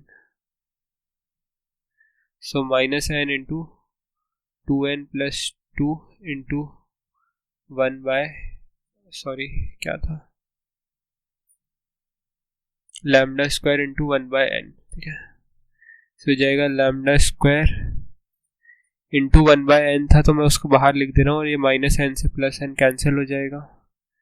ठीक है, और अब यहाँ से आप एक n कॉमन ले लो, तो इसको लिख सकते हो n अपॉन n माइनस 1, यहाँ से हो जाएगा 1 बाय लैम्डा का स्क्वायर प्लस 1 बाय लैम्डा का स्क्वायर, यहाँ से एक n आपने कॉमन लिया तो यहाँ बचेगा आपके पास n प्लस 2 अपॉन लैम्डा का स्क्वायर, और यहाँ से क्या आएगा n अपॉन n माइनस 1 और n प्लस 2, और सब पे लैम्डा स्क्वायर कॉमन है तो न्यूमरेटर को वो ले लो एलसीएम, सो n plus 4 upon lambda square. ठीक है, सो ये कहीं से भी कहीं तक इक्वल नहीं आएगा लैम्डा के, and therefore it is N biased estimator. ठीक है, पूरी मैथमेटिक्स जितनी आती थी मुझे सारी सॉल्व कर दी है मैंने, ठीक है। ओ भाई, जिसने इस क्वेश्चन को एग्जाम में सॉल्व करा उसके लिए सैल्यूट है भाई, ठीक है। चलो नेक्स्ट क्वेश्चन सॉल्व करते हैं। अब इजी है। So suppose x1 x2 till xn are IID, so x1 x2 till xn are IIDs, ठीक है। सो दीज आर IIDs और कुछ डिस्ट्रीब्यूशन फॉलो कर रहे हैं विद अननोन। इनका कुछ मीन होगा दैट इज म्यू और वेरिएंस होगा that is sigma square that is unknown, ठीक है। इफ म्यू1 इज द एस्टिमेटर, एक एस्टिमेटर है म्यू1, ठीक है, इसलिए एस्टिमेटर है, इसलिए म्यू1 कैप। एस्टिमेटर ऑफ म्यू मतलब क्या है, एस्टिमेटर ऑफ मीन है। सो एक्सपेक्टेड वैल्यू ऑफ म्यू1 का जो कैप दे रखा है वो दे रखा है 2 म्यू प्लस 3, ठीक है। और अनदर एस्टिमेटर दे रखा है म्यू2 जिसको ऐसे डिफाइन करा है। सो म्यू2 का कैप इज इक्वल्स टू म्यू1 का कैप, अरे यार, म्यू1 का कैप माइनस के अपॉन के प्लस 1, के माइनस 1, ठीक है। हाँ भाई, पिछले क्वेश्चन में कुछ मैथमेटिक्स में गलती हो गई होगी तो देख लेना है ना, अब मैं परेशान हो गया हूँ क्वेश्चन से, ठीक है। Find the value of K for which म्यू2 will be an unbiased. So unbiased estimator कब होता है, सो ई ऑफ म्यू2 कैप दैट इज हमारा एस्टिमेटेड पैरामीटर और real parameter that is mu, ठीक है। सो बायस 0 आना चाहिए ना, राइट। सो मुझे यहाँ बायस लिखना चाहिए था। सो ये होता है expected value of the estimated parameter minus the real parameter, ठीक है। और इसको आप लिख सकते हो ई ऑफ म्यू2 कैप और माइनस म्यू का आप बाहर निकाल सकते हो। अब आप समझ ही गए होंगे क्योंकि म्यू एक फिक्स्ड कांस्टेंट होता है। और अनबायस्ड की कंडीशन क्या है, बायस इक्वल टू 0 होना चाहिए, या तो आप डायरेक्टली बोल सकते हो जो आपका रियल पैरामीटर है that is mean, that should be equal to your estimated parameter that is expected value of म्यू2 का कैप। अगर ये कंडीशन सेटिस्फाई होती है तो आपका पैरामीटर्स अनबायस्ड होगा, ठीक है। सो अनबायस्ड हमको क्या चाहिए, हमको चाहिए value of K for which म्यू2 will be an unbiased estimator, ठीक है। सो बस ये कंडीशन सॉल्व कर दो, ई ऑफ म्यू2 कैप निकालना है। सो ये जो म्यू2 है इसकी जगह इसकी वैल्यू रख दो, ठीक है। सो एक्सपेक्टेड वैल्यू ऑफ म्यू1 cap minus K upon K minus 1 is equal to mu, ठीक है। अब एक्सपेक्टेड वैल्यू की प्रॉपर्टी निकालो, K minus 1 is a constant, so K minus 1 will come outside, ठीक है। एक्सपेक्टेड वैल्यू ऑफ म्यू1 का cap minus के इज इक्वल टू म्यू, ठीक है। सो अब एक और बार प्रॉपर्टी लगाओ, ठीक है। ये x प्लस ए वाली है, तो k कांस्टेंट है तो k भी बाहर आ जाएगा। सो एक्सपेक्टेड वैल्यू ऑफ म्यू1 का cap minus K upon K minus 1। अब एक्सपेक्टेड वैल्यू ऑफ म्यू1 कैप हमें दे रखी है, यहाँ से आप देख सकते हो। एक्सपेक्टेड वैल्यू ऑफ म्यू1 cap is 2 mu plus 3। So expected value of म्यू1 cap is 2 mu plus 3। So अब बस यहाँ वैल्यू पुट कर दो एक्सपेक्टेड वैल्यू ऑफ म्यू1 कैप की। So 2 mu plus 3 minus K upon K minus 1 is equal to mu, ठीक है। अब सॉल्व कर लो भाई, ठीक है। सो 2 म्यू प्लस 3 माइनस के इज इक्वल टू म्यू के माइनस म्यू, ठीक है।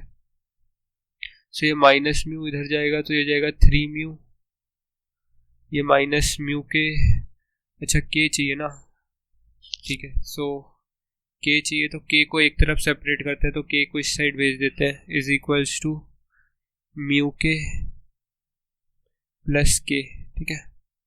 सो यहाँ से 3 म्यू प्लस 3, अभी रुक जाओ, और यहाँ से ले लो आप के कॉमन क्योंकि आपको के की वैल्यू निकालना है। सो ये जाएगा म्यू प्लस 1, और यहाँ से 3 कॉमन ले लो तो आपका म्यू प्लस 1 कैंसिल हो जाएगा। So 3 mu plus 1 is equals to k times mu plus 1, ठीक है। तो ये जो म्यू प्लस 1 है, म्यू प्लस 1 है, वो कैंसिल हो जाएंगे और के वुड बी इक्वल टू 3, ठीक है। सो ये आपका आंसर आ गया, इजी सा क्वेश्चन है ये, इसमें कुछ ज़्यादा नहीं था या। So the answer is 3 only, ठीक है। अब ये आपका नेक्स्ट क्वेश्चन है, इसको मैं थोड़ा सा नीचे उठा के ले जा लेता हूँ क्योंकि यहाँ तो हमने जो हौच पौच मचाया है। और भाई भाई नीचे भी बहुत हौच पौच है। अरे सिलेक्ट हो जाओ।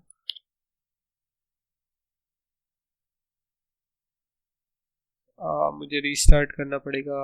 लैग हो गया क्या? नहीं करा, वर्क करा।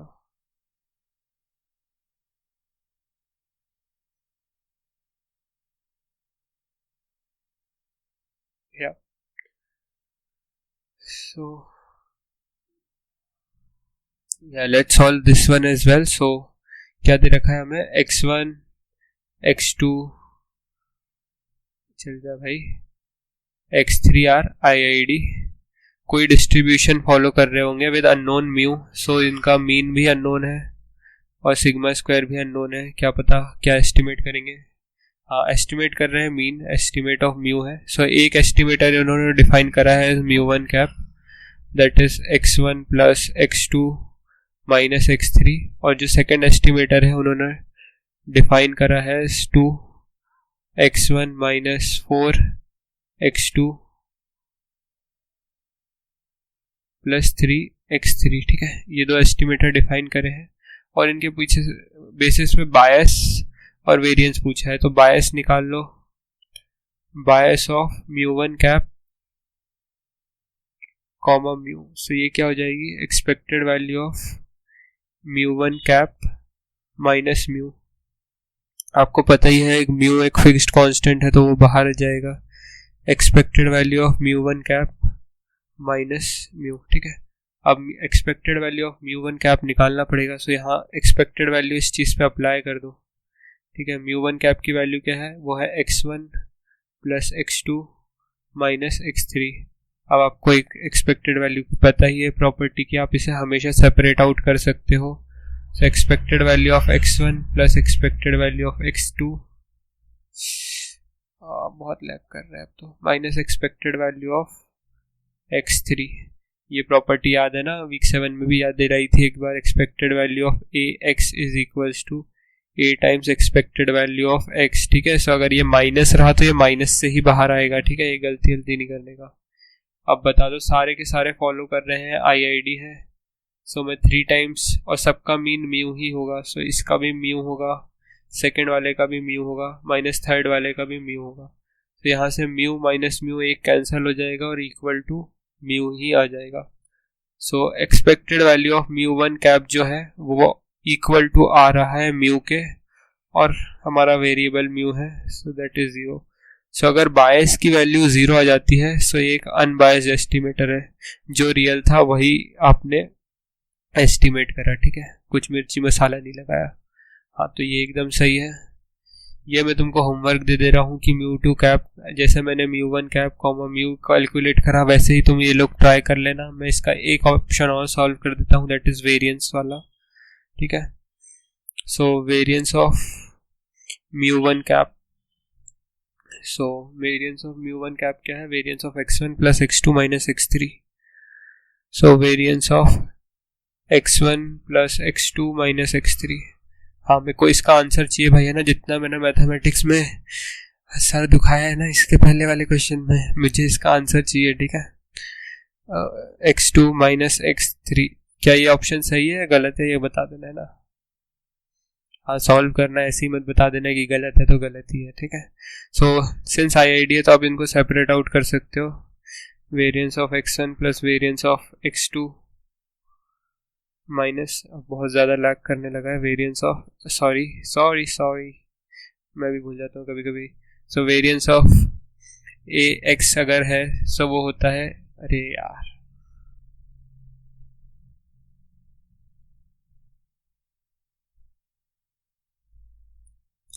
सो वेरिएंस ऑफ ax अगर आपके पास है सो वो होता है a square times variance of x, right.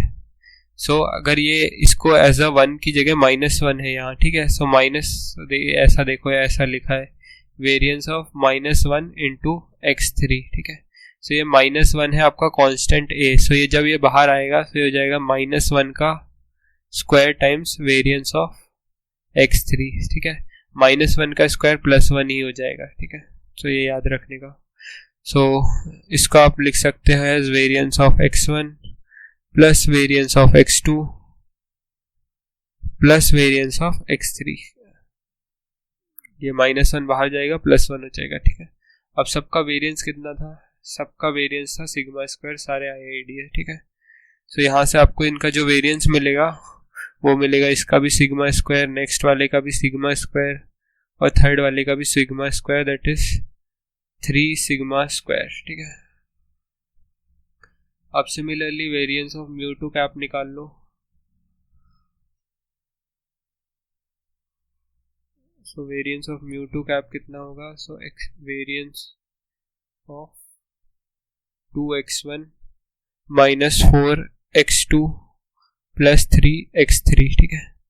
ये होगा आपका वेरिएंस ऑफ μ2 का कैप, ठीक है। सो सिंस IID है तो आप सेपरेट आउट कर सकते हो, तो 2x1 plus variance of -4x2 plus variance of 3x3, ठीक है। सिंस ये IID है तो सेपरेट आउट कर लिया। अब ये 2 बाहर जाएगा तो 2 का स्क्वायर हो जाएगा, सो 2 square times variance of x1 plus -4 बाहर जाएगा तो हो जाएगा -4 का square times variance of x2 plus 3 square, that is 9 times variance of x3। समझ गए ना? ये 3 बाहर निकाला, 3 का स्क्वायर हो गया बाहर, ठीक है भाई। अब गड़बड़ी मत हो पेन, ठीक है। सो ये हो जाएगा 4 टाइम्स वेरिएंस ऑफ x1